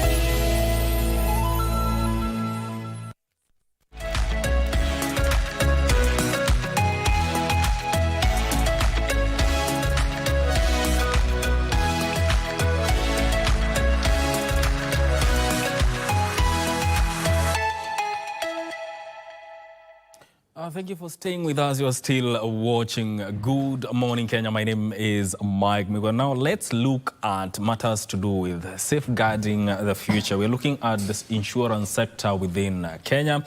And today we are taking a look at the Insurance Regulatory Authority, Bima Bora kwa Taifa. And joining me for this conversation is Titus Osero, who is a Senior Manager and Actuarial and Data Analytics at IRA. Welcome to the program. Okay, thank you, Presenter Mike. Yes. Yeah, how are you doing this morning? No, I'm very fine. Yes. Maybe you? I'm excellent. Okay. Now, let's get into it. Insurance Regulatory Authority. What is your mandate? I can start from how Insurance Regulatory Authority was created. Yes. Before, let us say, 2007, it used to be a department under the Ministry of Finance then, which is now the National Treasury. Yes. And then there was an amendment to the Insurance Act in the year December 2006. Then IRA was created. Before that, we had two mandates, which was to regulate and also to supervise the insurance industry. But when IRA was created, we were given a third mandate to promote the development of the insurance industry. To regulate is to set rules which the insurance industry is supposed to follow so that we can have a level playing ground for each of the participants within the insurance industry space. To supervise is to ensure that those rules are followed so that at the end we protect the policyholders, all the beneficiaries. And then promoting the development of the insurance industry is to ensure that there is an enabling environment for each participant within the insurance space to operate freely. Apart from that, we also do the promotion by capacity building. We build the capacity within the insurance industry, and we also assist them to, let us say, train specific professionals, particularly in the actuarial line. Yes. How has the journey been so far? I can say the insurance industry has grown, taking into account that before IRA was created, there was that assumption that we were not independent in whatever decisions we were taking, taking into account we were a department within the Ministry of Finance. But after IRA was created, there was that independence because we have a board whom we report to as management, who give direction on what we need to do. Yes. So I can say that the insurance industry has changed, and also the insurance industry has grown from where it was to where it is now. Up to in now. Terms of premiums, in terms of the number of companies. Yes. Absolutely. Now, how do you ensure that the insurance providers within the country operate from a point of fairness and transparency? Taking into account that IRA was created under an act of parliament, which is the Insurance Act, CAL 487. And within that particular act, we have sections which insurance companies are supposed to comply, and they apply across, regardless of the size of that particular company, regardless of maybe who is the shareholder, all that. So at the end of it all, we use the Insurance Act to ensure that insurance companies comply to that, and it's used across, it's uniform. But what we also do, we also set regulations on specific areas where we feel that we need to give guidance to the insurance industry so that they can be able to also comply. And also what we do when we are setting regulations or issuing regulations, what we also do, we try to benchmark with international best practices to ensure that there is a level playing ground for each member of the insurance industry. Yes. Now, looking at the intake of insurance within the country, a study by Statista, which is a global market firm, indicated that insurance within Kenya falls between 2.3 to 2.4%, which is actually below the global levels or the global average. Why do you think this penetration is still low within the country? I will start from how penetration is calculated. Yes. You know, we are looking at the gross premium, and then we are dividing by the gross domestic product. At the end of it all, if you look at the gross domestic product, there are several factors which are used to derive that particular number. And at times, that particular number grows faster than the way the premium, the gross premium grows. So when you are taking those two numbers to divide them, if the denominator grows faster than the numerator, at the end of it all, it will impact on that particular number because that's how insurance penetration is calculated. As you have said, is lower than the global average because by 2024, it was around 2.44. So actually what impacts, let us say, the penetration is what is this denominator which we are using, which is the gross domestic product, which grows faster than the gross insurance premium. Yes. Now, this also means that there's a chance for growth within the country. Yes, there's a chance. How does it look like? There's a chance for growth of the insurance industry, taking into account if now the insurance companies change the way, let us say, they develop products. Take into account the needs have changed, the risks have changed. How do we ensure that these insurance companies get solutions which will solve those needs which are facing the Kenyan population? How do they ensure that they develop solutions which will take care of the changing risks? Because if they do that, then we'll have more people who are being brought into the insurance spectrum, and then the insurance should be able to grow, and particularly ensuring that those people at the bottom of the pyramid are taken care of. Yes. Do you think in terms of mindset within Kenya, people still view insurance, when you mention insurance, the first thing that comes to mind is cars and health? In fact, most of the people think that insurance is meant for the rich or the few at the top. And they don't believe that any Kenyan, even those people who are earning, who are low earners, or those people at the bottom of the pyramid, they can be able to access insurance. The biggest issue which has been there is how do those people at the bottom of the pyramid access that insurance? How will the insurance companies ensure that the products which they develop are affordable for those people at the bottom of the pyramid? But now the flip side of it, there is this negative perception about insurance. So the insurance industry needs to change that narrative so that at the end of it all, if I am a Kenyan and I want to list my priorities, I should be able to list insurance as one of the priorities. So the issue of negative perception, the issue of accessibility, and also the issue of affordability. Yes. Let's take a very short break, and once we come back, we are going to look at the industry performance. Stay with us.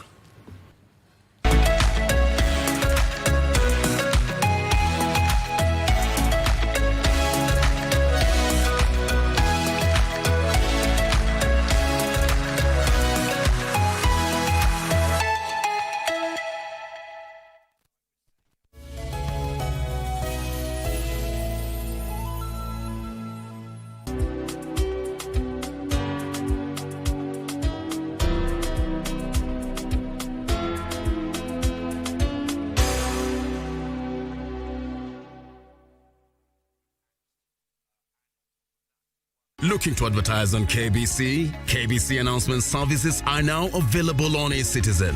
Visit kbc.ecitizen.go.ke and fill out the online application form. It's simple. 1. Complete the form.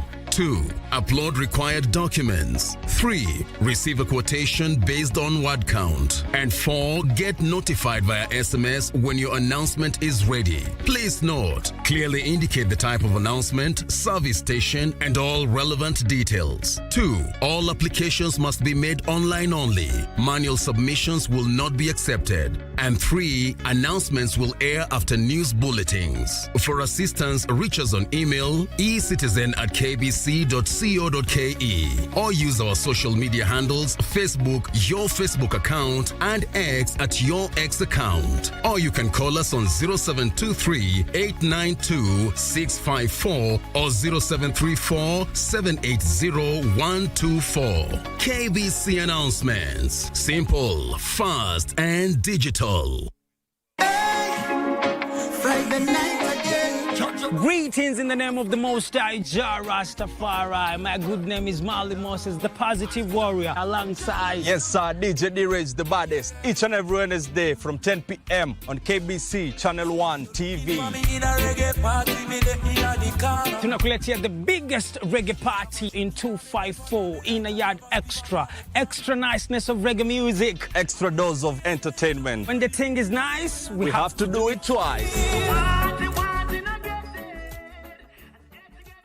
Kila mwisho wa juma hapa katika runinga yako ya KBC Channel 1 tunakuletea Mkulima. Mkulima ni kipindi cha kila mtu. Mkulima mdogo, mkubwa, mnunuzi, muuzaji na pia anayenuia kuanza kilimo. Kuanzia kwa mbinu bora na za kisasa za kilimo, ufugaji, kukupa fursa za biashara, kuongeza dhamana hadi teknolojia zinazorahisisha kilimo. Mkulima kisasa inakupa wewe maarifa, motisha na suluhu za kukuza mazao, kuongeza kipato na pia kulisha taifa kwa jumla. Tunafidi nchi, tunafidi watoto wetu na tunafidi Europa na tunaweka pesa mfukoni. Tazama Mkulima kila Jumamosi saa 10:30 kwenye runinga ya taifa. Mkulima, tuko hapa kwa ajili yako, ambapo fursa na kilimo zinapatana.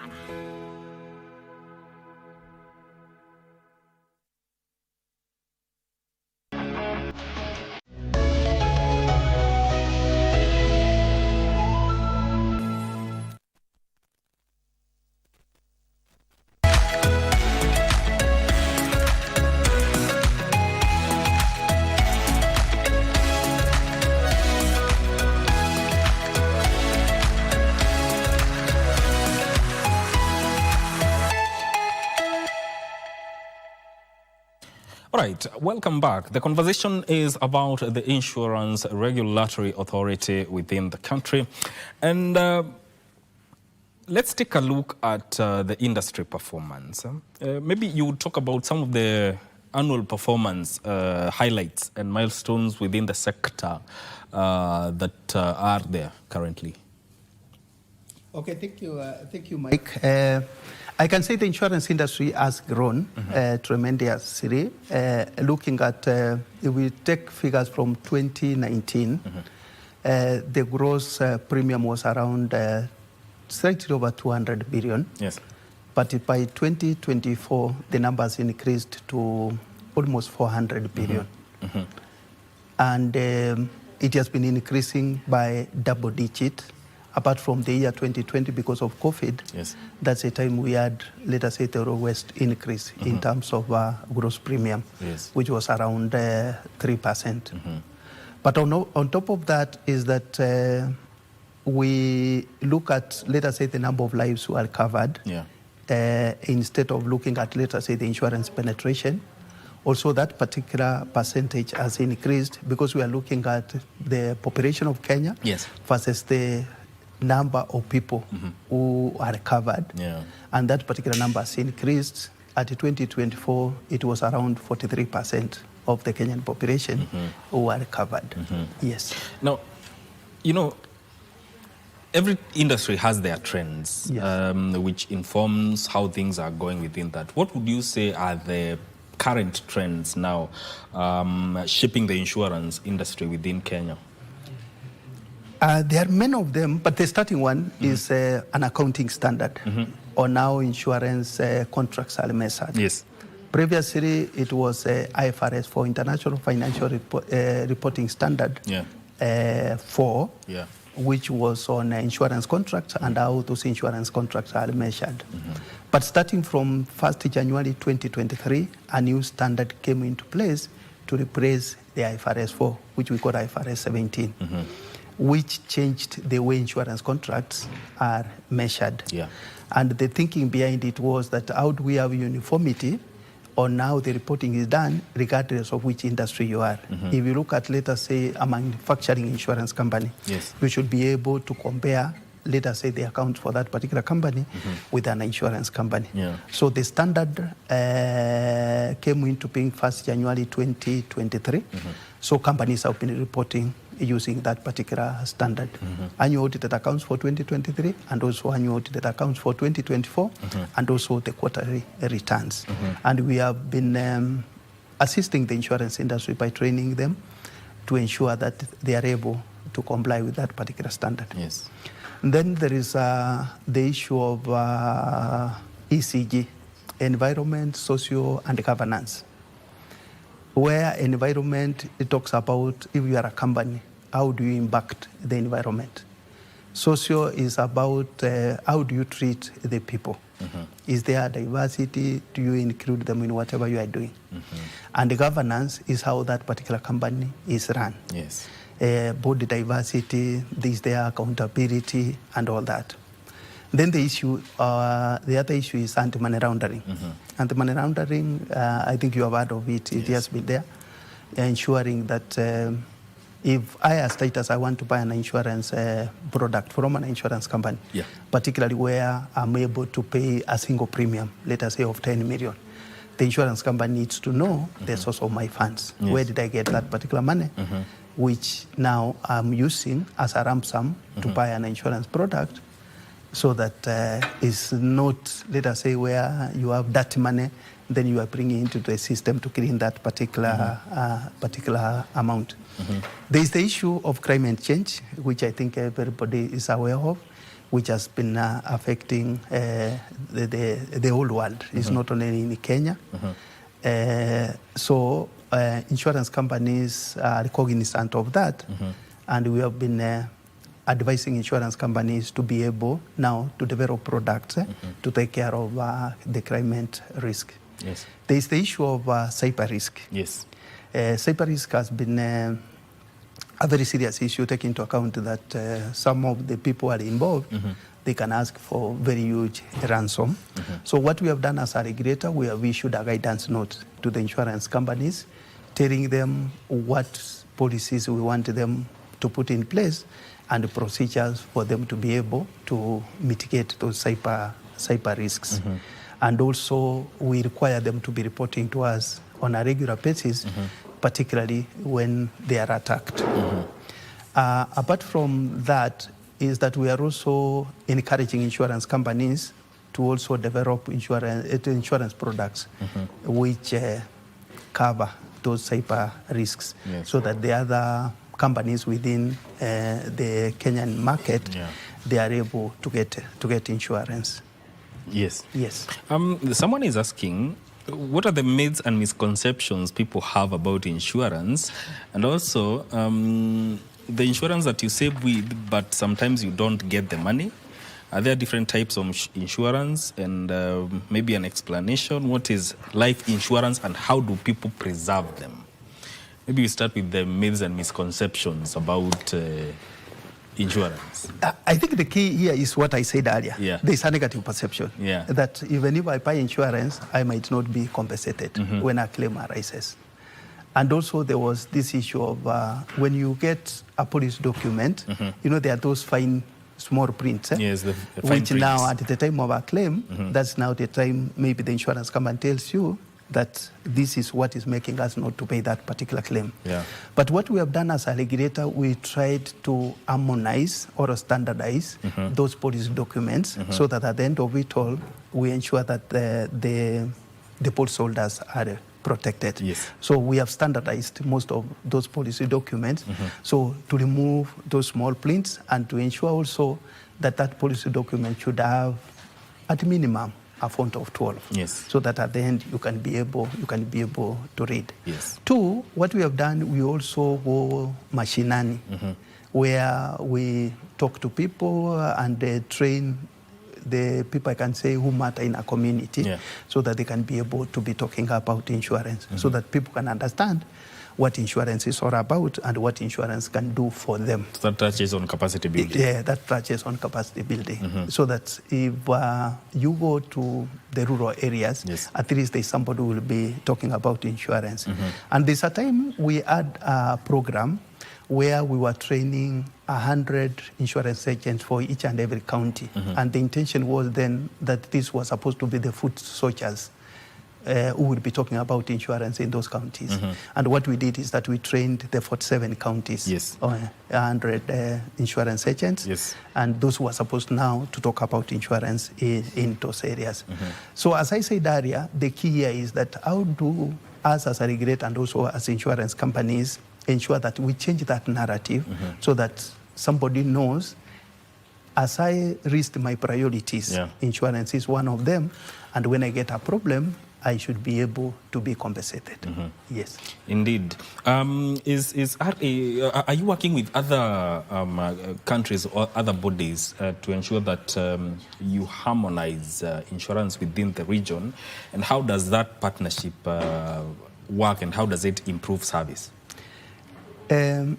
We are members of the East African Insurance Supervisors Association, which consists of countries within the East Africa region, where we have staff from IRA who are committee members, where they meet and they discuss how do they align, let us say, the regulatory practices within the region, how do they share the best, let us say, practices within the region, how do they ensure that there is a common reporting of, let us say, statistics within the region.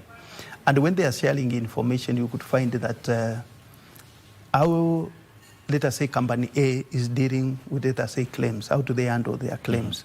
And you know, with that discussion and sharing, it will enable now the other countries or the other regulators to put systems in place to ensure that service delivery is given to the policyholders. Yes. And apart from that, you will also share on, let us say, if it's pricing of insurance products. How do other companies do their pricing, and how do they ensure that everybody within that particular country is brought into the insurance spectrum? Yes. Yes. So you're a regulatory body, and Kenyans deal with insurance companies almost every day, and we cannot run away from the idea of rogue insurance companies. So if there is a complaint, how do Kenyans lodge their complaints to you? If I think before I go to that, there's a question somebody asked whether we have how many insurance companies or products which are there. Insurance companies are divided into two. We have those ones which sell life insurance products, let us say like an education policy. And we have those insurance companies which sell general insurance product, like when you want to insure your motor, when you want to insure your business, let us say fire, money, and all that. So those products are there. But again, what we have done apart from those two, we have, let us say, another category of insurance companies we call micro insurance companies. And the aim of this is to ensure that these companies will develop products to take care of those people at the bottom of the pyramid. Mama mbogas, the borders, so that at the end of it, even them, they can be able to access insurance, and then it will assist us even to increase penetration or to grow the insurance, the insurance industry. Yes. And then maybe you can repeat your question. Those who have complaints, how can they? Now, the people who have complaints, we have channels of how complaints are sent to IRA. We have a specific department, actually, which deals with complaints from the policyholders and also the members of the public. So they can do it in writing to us, they can call us, or they can visit our office, and then we'll record that particular complaint, and then we should be able to follow it up with the insurance company to understand why is it that this particular product or this particular complaint is not paid. Yes. Yes. Indeed, there's a lot to talk about, and we'll be engaging you in coming days to talk more on matters to do with the insurance sector within the country. That is Titus Osero, who is a Senior Manager, Actuarial and Data Analytics at Insurance Regulatory Authority here in Kenya. This is where we end this conversation. My name is Mike Migwe. Thank you for tuning in. Vivian Ndegwa is up next with Women at the Forefront. Stay with us. Okay, thank you. Okay, bye.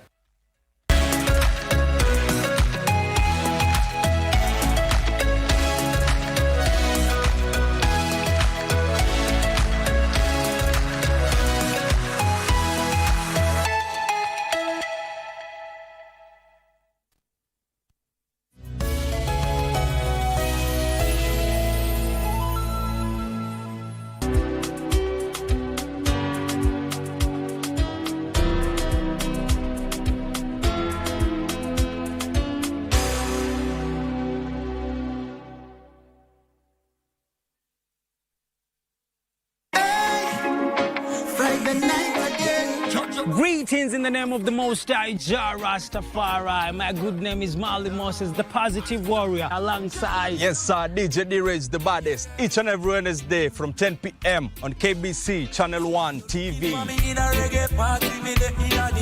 Tunakuletea the biggest reggae party in 254 in a yard extra. Extra niceness of reggae music. Extra dose of entertainment. When the thing is nice, we have to do it twice. And Lamin Camara with his first career goal. Ni muda wa kuhesabu kwa ajili ya kusherekea fasili na asili ya soka barani Afrika. Ligi za ndani na magwiji wasiotambulika. Mangeni Alvin anaichanja ndani uzuri. David!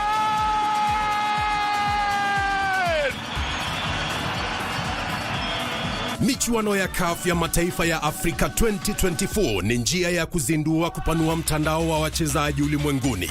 Timu itakayoshinda itazawadiwa dola za Marekani milioni 3.5 pamoja na kujivunia kulinyanyua kombe hilo.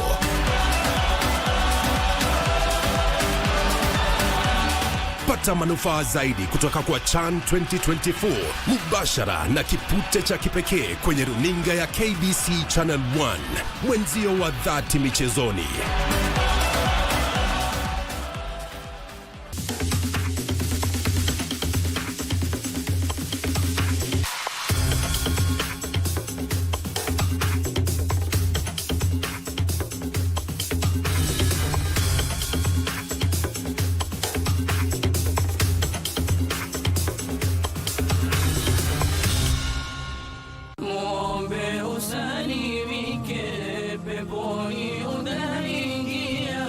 Usemaji wa uongo ni jambo ambalo limepigwa vita katika Uislamu, ila kuna mambo ambayo yanaweza kupelekea kuweza kuficha ukweli.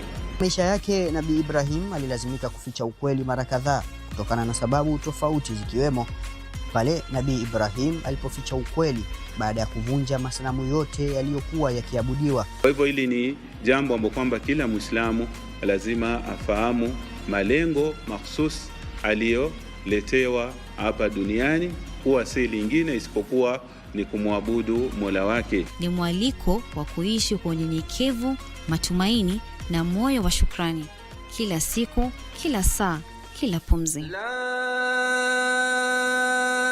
ilaha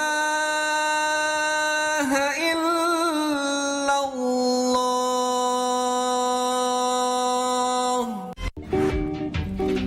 Ulikuwa nikimwangusha.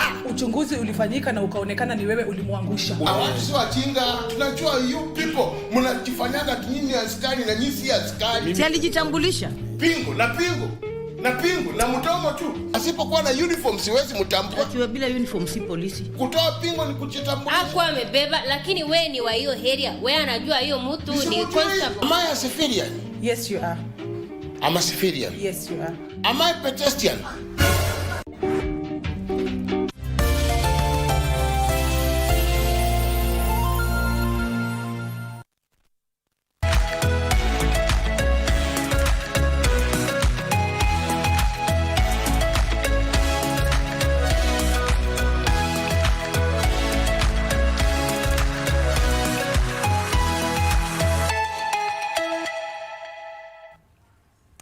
Thank you for staying with us. We now get into our Women at the Forefront segment, and today our focus is on empowering her. Yes, I have a lady with me in studio who is all about that, all about empowering the next woman, and her main focus specifically is on women tailors. So the fashion industry, she has gotten into that industry as a manufacturer as well. So how about we get to know more about our lady at the forefront today? That is none other than Grace Moreka, who is the founder and CEO of Amore Business Systems and Ventures. Welcome to the show. Thank you, Vivian. How are you doing this morning? Excellent. Happy to be here. Happy to have you on board as well. Let us begin by you just painting a picture for us on what Amore Business is all about. Amore, we are a clothing brand where we've taken the opportunity to manufacture garments for the Kenyan population, both corporates and persons like you who love fashion. Yeah, our garments are made by women from the underserved community. Our workshop is in Kisumu. Yeah, so that's where we do our garments from. All right. Yeah. What inspired you to get into that specific line of business? Our story in a summary, we used to do second-hand clothes, and then we upgraded to brand new imported clothes. And then after COVID came, where we could no longer import clothes, then His Excellency Uhuru Kenyatta gave us a leeway to purchase from EPZs. And when we went to the EPZ factories, we saw what they were doing. Big workshops, doing great things, recruiting thousands of women. And that started something in us to be able to have a similar thing. The period we had to do that arrangement with the EPZ was just for a short time, a year, and then the COVID pandemic was done, and we realized we have to do this. Importing is no longer sustainable for us to really make our economy grow. So we started partnering with other people who had workshops until we got support from Stanbic Foundation, who are able to help us set up our workshop in Kisumu. Yeah. You have experience in customer relations, you have experience in hospitality, as well as finance, right? And I would just love to know how you incorporate all of this, or how your experience in all of these sectors have enabled you to be where you are right now, even with Amore. The business is all about the customer. The business is all about leading teams. So when you're able to merge everything you've learned in school, everything you've learned with your experiences, you are able to set up a sustainable enterprise. People really don't, how do I put it? Education is very critical in running a sustainable enterprise, because you're able to measure your deliverables. Giving a good experience will also ensure your customers come back, your customers stay. So for us, it plays a very big role, and I'm big on customer excellence, and that's what I teach people, especially people who don't have the corporate experience. Having in mind, most of our women have not finished school, they've not been to school.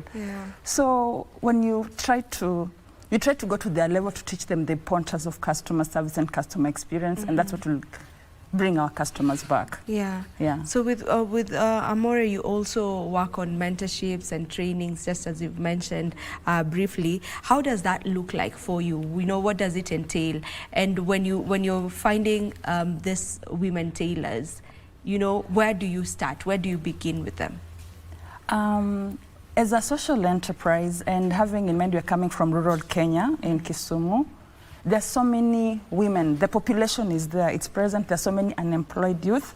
So when we do the flyers with our community representatives, there are so many tailoring institutions nearby, the Riat Institute. What goes around very fast, like Amor is recruiting. And when people come on board, like the women, like when we were starting, we had a group of 30 women. Most have the tailoring experience, but they don't have the experience of using the industrial machines. So I have a leadership team in Kisumu that trains these women on best industry practice. You are used to the sewing machine that is manual. Now you need to learn the safety practices of using an industrial machine. This is how you do the stitch, this is how you cut. These are the 5 S's of using. So training takes about 2 weeks. Then they're on board to use. The specialized machines like the DTF. DTF is it's the printer that transfers the prints to garments. That one you have to recruit a technical skill because you can't teach it in 2 weeks. That one you have to go to a high-level diploma to be able to learn. But for these straight machines, teaching how to stitch garments, it's one of the easiest skills to learn. Oh, really? And it pays well, by the way. It does pay well. Yeah. Yeah. You know, there could be a woman who's watching us right now and resides in Kisumu and probably has some experience, you know, with tailoring and all of that. Are you open to get any woman, or how do you go about picking who to come on board? We recruit all types, experienced and non-experienced, because you realize, again, this industry, the tailors, at times, loyalty is not there like 100%. So we train as many as possible to have a big pool. The experience are very good. They come, they do the work first. But the passion of training a woman from like start all the way, they stay longer. It's long term, it builds loyalty. And it's a skill they have such that even when they are not with you, because most of them have their own, let's say, side enterprises. They have their own repair shops, they're running and everything. The skills, they're able to run also their side businesses profitably. We have 2 ladies who are doing it. One of the ladies, Helen, she's a supervisor with us, and she also has her own business she's running in market, the Kiboso market. Helen, I know you're watching. She does the business, and it's actually picking quite well for her. So we take both, whether with experience or without. Because at times you can get bulk orders that have very short timelines, and people have to work day and night, and you need the labor. All right, so you work on integrating these women tailors into sustainable clothing supply chain, into a sustainable clothing supply chain. When you talk about the sustainable clothing supply chain, what does that look like? For us, a woman who's trained on best industry practices will become valuable, because skills are everything. When you train them again on best practices, besides working for us and earning a decent income, a sustainable income, because a sustainable income will come through Amore getting repeat business. Then I'm able to call you for the repeat work. Then you have a decent income. And even when the times are low, where there's not that repeat work frequently, when you are on your own, are you able to generate income on your own?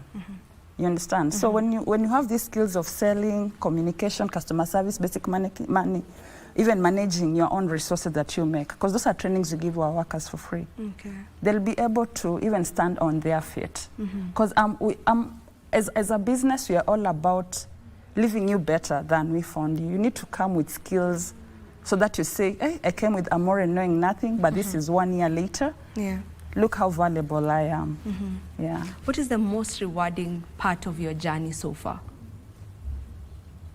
Women thriving, and when I see people putting on our garments, when I see corporates wearing our garments, referring us, and they're happy with the quality. For me, it's gratitude. It's because at times you'll not make money. You don't, by the way, entrepreneurship, you don't make money always. And the days that you are down low, what makes you wake up in the morning? So it's your people. For me, it's my people, it's my team. Are they proud coming to work for Amore? Are they happy? Are they happy to be associated with Amore? When they wear our uniform and they come to work, is it something they want to hide behind a hoodie, or is it a brand they want people to see and they're happy with? So for me, happy team and a happy customer. For me, that's everything. That's everything for you. Yeah. While going through your bio, there's somewhere where you say you're not just in the business of making clothes, but in the business of stitching futures, one garment at a time. I'd love for you to speak more about that, and the fact that even what you said, what gives you that gratification is the fact that you are able to see women prosper. Yeah. Maybe why specifically the woman? Is there a story behind that? And also, let's get into that. Research has shown, without bias to all the men listening, when a woman is supported, a community is empowered. I saw my great-grandmother, I saw my grandmother, I saw my mother. She was supported. And we are here today because of the women who raised us. And for that reason, I support women because I see what they do to their community. They raise their community. With trainings focused on women empowerment, women are the backbone of our society. And the more women we have trained, the more women with skills to give back to the community, that's how our country grows. And the reason we have all these international organizations advocating for the women, there's something they have seen. The third rule everywhere. There's something somebody's saying. And for me, I need to be in that space where if a community of women is raised, I know there's going to be a ripple effect in the future. And even that stitching of the future statement is, we are planning to set up a training institution that focuses on now training women professionally. At the moment, what we are doing, we are training women the short 2 weeks so that they're able to, we absorb them, they work for us. But we're in the process of getting our certifications where we are able to actually train you well to international standards, give you a diploma in such a way that if you go to any other production workshop, that you are trained by the best. And even we're able to recruit from that pool of people we have trained. Yeah. That's amazing. You're doing an amazing job. Thank you. For women, that's for sure. Maybe you. What would you say are some of the challenges that women in the fashion industry get to undergo? The biggest challenge I have experienced is I'm in a male-dominated field. Male, and at times when you're called for a meeting, somebody picks the call, they're like, "Hi, bro." Then they hear it's a woman. I'm like, they just assume it has to be a man. Yeah, so and then there's always that thing, like you really have to prove yourself as a woman in manufacturing, and not just in the garment sector, and any manufacturing sector. That those spaces are really occupied by men, and women encourage you, we take up these spaces, it can be done. Because running an organization is genderless. Anyone can run an organization. So it's, but the good thing is there are so many partners who come on board to actually support women. Like your program, we are grateful, that really supports women. It gives us visibility out there, and it's a motivation to somebody for to show that it can be done. So we need more of these spaces to really validate that a woman can do it. Is there a gap you had seen in the fashion business that you made you decide, now I want to get into this? Or have you witnessed maybe challenges that women get to go through even in their day-to-day business as people in the fashion industry that prompted you to get into what you do? Yes, there are not, in Kenya right now, there are not many established garment workshops that are made in Kenya. Most people subcontract manufacturing. Even before I was blessed to have our own garment manufacturing unit, we were subcontracting from our partners. Like the lady who really actually mentored me to start this is called Mercy Nakima. She has a big garment manufacturing unit in Ngara. So she was the one who held me through the rough. She's like, these are the challenges you'll experience with the tailors, the production units, this is the client, expect this from the customer. A customer wants it here and now. So you find you really need to work well with other people. Even having your own unit, you still interact more with the people who are there before you. You need to learn from them. You know, there's something they say about tailors. I'm sure you've heard of it. There's something that almost everyone gets to talk about when they mention anything to do with tailors. Wakisema tailors ni waongo, fundi ni waongo, and all of that. Maybe is that a narrative that is actually true, and is it something that you're also working on changing? Let's say it's something we are working on changing. I have experienced it. As I said, this sector, mostly the experts, they need to be trained more professionally. Yeah, they need to be like order, professionalism. I think that's what lacks. And the reason why a tailor cannot deliver is they take so much on their plate. Yeah. However, if there's a system in place that will be able to manage your workload, then we'll not have these funny stories. And for us, again, that was a gap. You're a corporate, you give me an order, you want 100 corporate shirts, I tell you they'll be ready in 4 working days. It's 4 working days because it's a corporate talking to an organization. And then not because at times you know the psyche of the tailor, you have to really, you're like, we will not be paid on time if you guys don't deliver on time. So will you deliver in 4 working days? Yeah. Okay. So it's something we're really working on. It's a work in progress. I cannot say we are there yet. Yeah, it's something it's still in progress. Yes. You're working on it. Yeah. All right. You know, what do you feel, or who do you feel should come on board in order to ensure that we're empowering more women to take up these spaces, that is the manufacturing spaces? Who should come on board? What can be done? I think it's everybody. Everybody needs to really come on board, from the government, encouraging more women to take up spaces in manufacturing, the media houses to amplify our voices, and for schools, the institutions, the educational institutions, when they teach you on best practices on how to start. Like, for example, for my case, this manufacturing unit, were it not for my development partners and the financial institution, the Stanbic Foundation, the training they took us through, I would not have some of this knowledge that I have. There is nowhere right now in Kenya you'll go and maybe, for example, say you're passionate about making juice. You'll be trained the science behind making juice and the health certificates required. But when you want to set up a business, which licenses do you need? Where do you get them? So we need one platform. Some developed countries, actually, if you go to them, they have all, like a place like Germany, you go, they'll tell you, you'll need this license, you get it here, you need this, you get it here, you need this, you get it here. If you need money, go here, here, here, you understand? If you need workforce, there's this direct institution. So it's like they have it easier. Yeah, for us, you do the hard work. You start and then you're visited. Oh, the fire is not well displayed, it's supposed to be here and not here. And then the previous person who came to tell you about the fire, they said you put it here, not here. So there's a lot of alignment that is needed and a lot of support, Yeah, so we need proper systems put in place. Yes.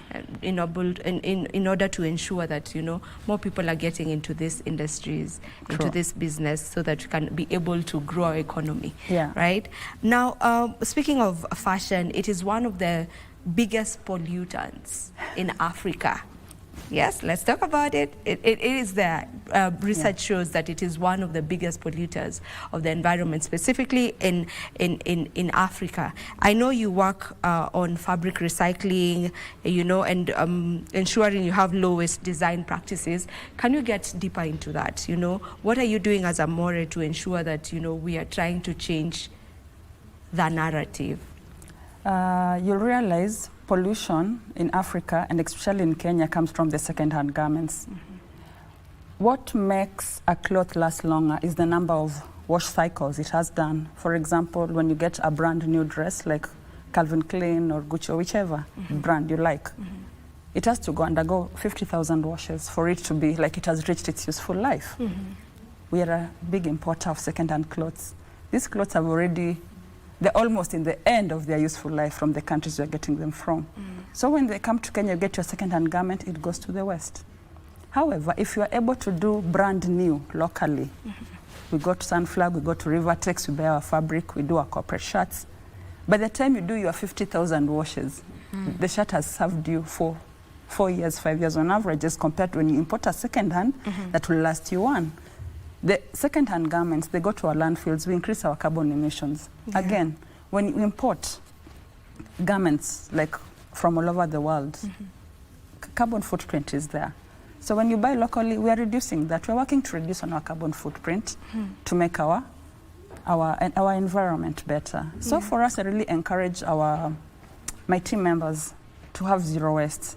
Zero waste in everything we do. We have best cutting practices, and any fabric that is waste, we recycle it into giveaway bags. Like we have a new collection of our packaging bags. We've stopped doing paper. We use the clothing, nice branded. It's coming out tomorrow. Yeah. I'm looking forward to sending you something in it, and I'll appreciate. give me Thank feedback. you. Yeah, so zero waste. It has to come from training again. Don't waste fabric, don't waste threads, don't waste zips. Yeah. Yeah, so you're really working towards ensuring there's no waste when it comes to the fabrics. Yeah, because for us, our biggest waste is the fabric cutouts. Yeah. Yeah. My husband, who's the heir of Amore, he's into making beddings. No, they're the small fabrics that you really can't do anything. You do into puffs, and then you do those nice lounges, cushions. Yeah. So sustainable fashion is the way to go. It's the future. It is the future. It is the future. Yeah. How far are we from getting to a point where we are on the right track when it comes to sustainable fashion in Kenya? Honestly, we have a long way to go. It all comes from policy. We really have to safeguard what we bring into the country. It has to be quality, such that it doesn't end in the landfills. The problem is whatever we bring in, we don't consume well, it goes to the landfill. And fashion is garments, it's shoes, it's accessories. We should be able to consume it for at least 2 or 3 years. Yeah. Controls in what we bring in. Because what we do locally can be consumed well. I mean, we have EPZs that do quality garments that go to the developed nations. Why can't we have the same quality garments being used locally? Look at Rwanda. Yeah. Look at South Africa. Yeah. Yeah. Yeah. So it's policy. It has to come from policy. And that way, again, small businesses like us will be able to grow. Our industry will thrive. How many made in Kenya brands do you know? There are very few. There are very few. They're not as But many. there is hope. Most Kenyans are embracing local. The future is bright. The future is bright. Yeah. You know, even speaking about that, how are you able to balance running a sustainable, profitable business while also still staying true to your mission of empowerment, you know, and the no waste policy that you have in your business? Just how are you able to sustain that? You look at the bigger goal. The bigger goal, it's, you know, when you're in school, you're looking, what can I do to give back to the community? What can I do to give back to the world? When Mora is not here 100 years later, what will they say that she did? And when you start a business, not just a business changing lives, a business working for pro-environment, that keeps you up in the morning. It gives you the chance to go on, and you'll ensure any structure or any business decision you make is in line with what your true purpose is. Yeah. And for me, it's to make the world better by ensuring the team members who take over the brand, the business can speak for itself. Yeah. Someday I hope to be like Zara or Calvin Klein, or they'll be like, yeah, that mama who started that brand together with her husband. Yeah. We're going to get there. We're going to get there. We're going to get there. Now, as we almost come to a conclusion of this conversation, you mentioned that you received a grant. There's money that you received that was enabled you to actually begin that manufacturing business. Probably for someone who's watching and they would love to know how to go about the process of receiving such grants, just speak to them. There may be a business owner, a woman business owner, since we're in the line of promoting women today. There may be a woman business owner who's looking to expand her business. How do you go about the process of getting this grant, like the grant that you got? As a business, have proper structures in place. Let the business not be a one-man show. That's the challenge of most entrepreneurs. Have an advisory board, have people to support you make the right decisions. And let your business have impact that you can measure. Have impact. Are you looking for fundraising just to help yourself, or is it going to have a positive impact either to the community or to the environment? We were blessed enough in 2022. We got a grant by Stanbic Foundation to set up the factory because it's capital intensive. It's expensive, those equipment. And when you're supported in that space, gives you like a push to go ahead. So apply for these facilities. They are available, they are present, they are everywhere. And but to qualify, the institutions are very thorough with governance structures and proper structures in your business. So it's something you really need to set up. Yeah. So just have your structures correct Just and then go structures for correct. these opportunities. Go Because they and- won't find you where you are. True, apply as many, oh my God, apply as many as possible. Cast your seeds in many grounds. You don't know which one will thrive. And when you get a chance to present your case, speak your heart out. Yeah. And that's what we did. And yeah, we are blessed we are here today. All right. Still on your camera, I want you to who's watching us right now, and they're looking to get into business, but not just any kind of business, but purpose-driven businesses. Just speak to them. Whatever is in your heart, nobody should tell you no. Go after your heart. You do it. You'll fall 100 times, rise 1,000 times. Yes. Wake up, show up, rise up, be true to yourself, and help will come. Oh, and don't forget to ask for help, especially now with turbulent times. When people show up to support you, be open to receive. Don't be open to receive. Ask for help, ask for support. But above all things, whatever is in your heart, that gift God has given you, that gift, please use it. Otherwise, God will take that gift away from you and give it to Mora.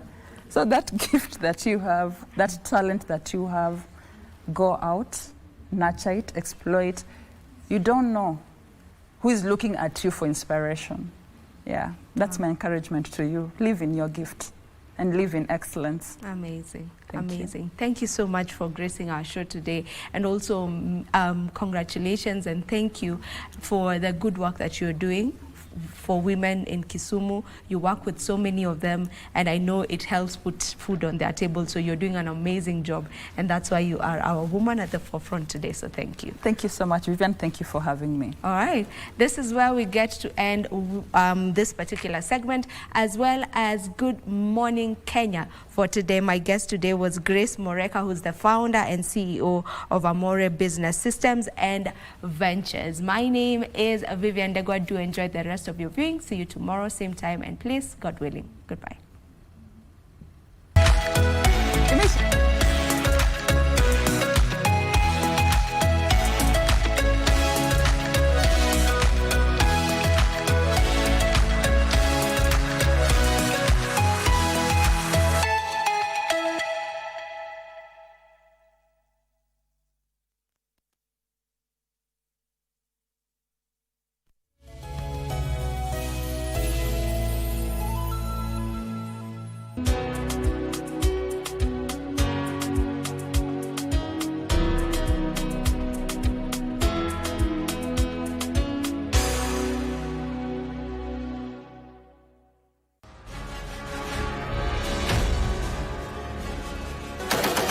The men and women in boats,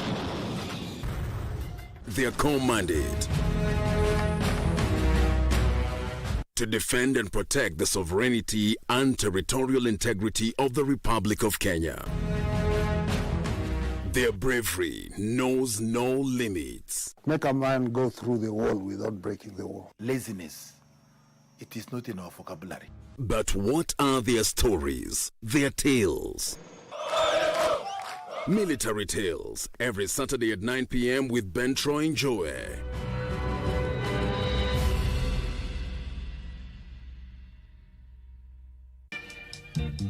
Hi. No, my grandparents are not around today. So nyumba yote ni yetu leo. Yeah.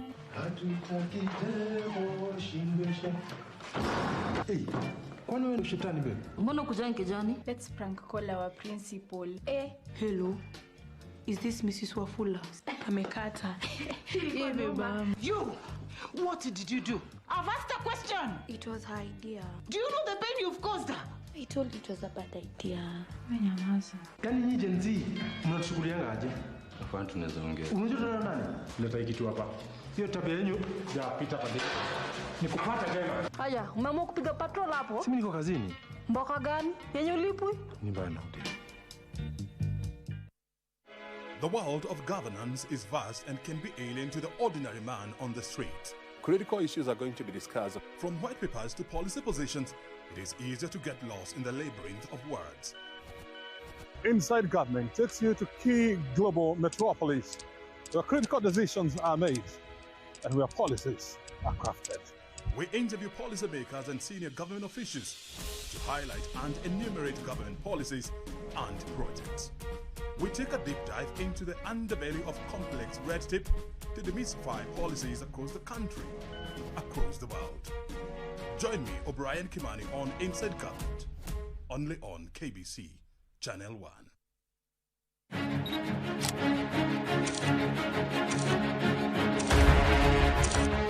Habari muhimu ni zile zinazoathiri maisha yako, na zinapojiri tuko hapo. Tunakuletea habari zinazojiri nchini na kimataifa. Hakuna kabila ambayo iko hapa Kenya kwa mwaliko ya mwingine. Mambo ya matibabu isiwe starehe ya watu wa dosi. Tunakufahamisha kila wakati ili uwe tayari kwa yajayo. We will also be designating the cartels as foreign terrorist organizations. Katika ulimwengu unaosonga kwa kasi, usahihi wa habari ni muhimu. The only thing that has changed, Senator Khalwale, is that you are defending the indefensible. If you allow me as a bullfighter, I'll fix him here and now and it will be sorted out. You were doing very well until you brought out your character of bullfighting. Tunakupa habari sahihi na zisizoegemea upande wowote. Pindi tu walioteuliwa wataidhinishwa na bunge la kitaifa. Na ni hapa ndipo Darubini, kila siku ya Jumatatu na Jumanne saa 1 jioni.